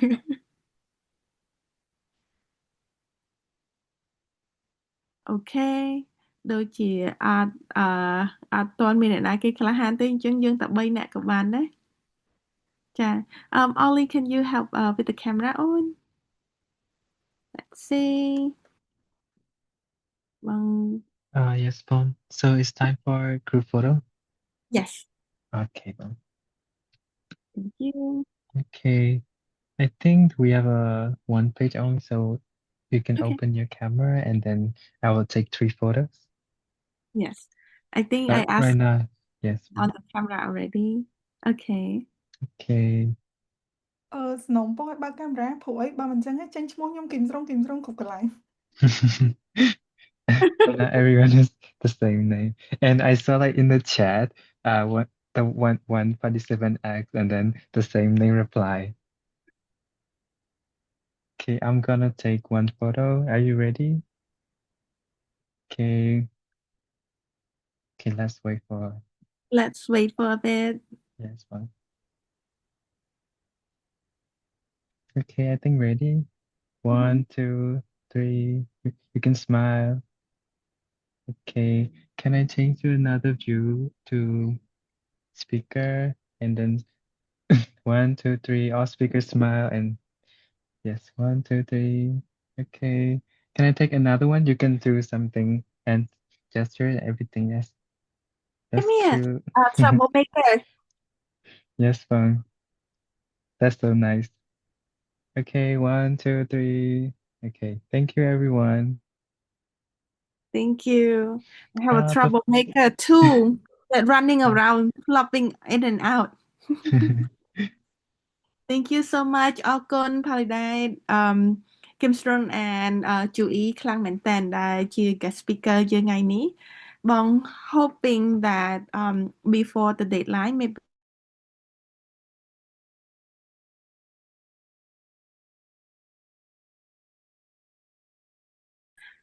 ចា sounds good គុណបង ចាអរគុណច្រើន Thank you, Bong. Good night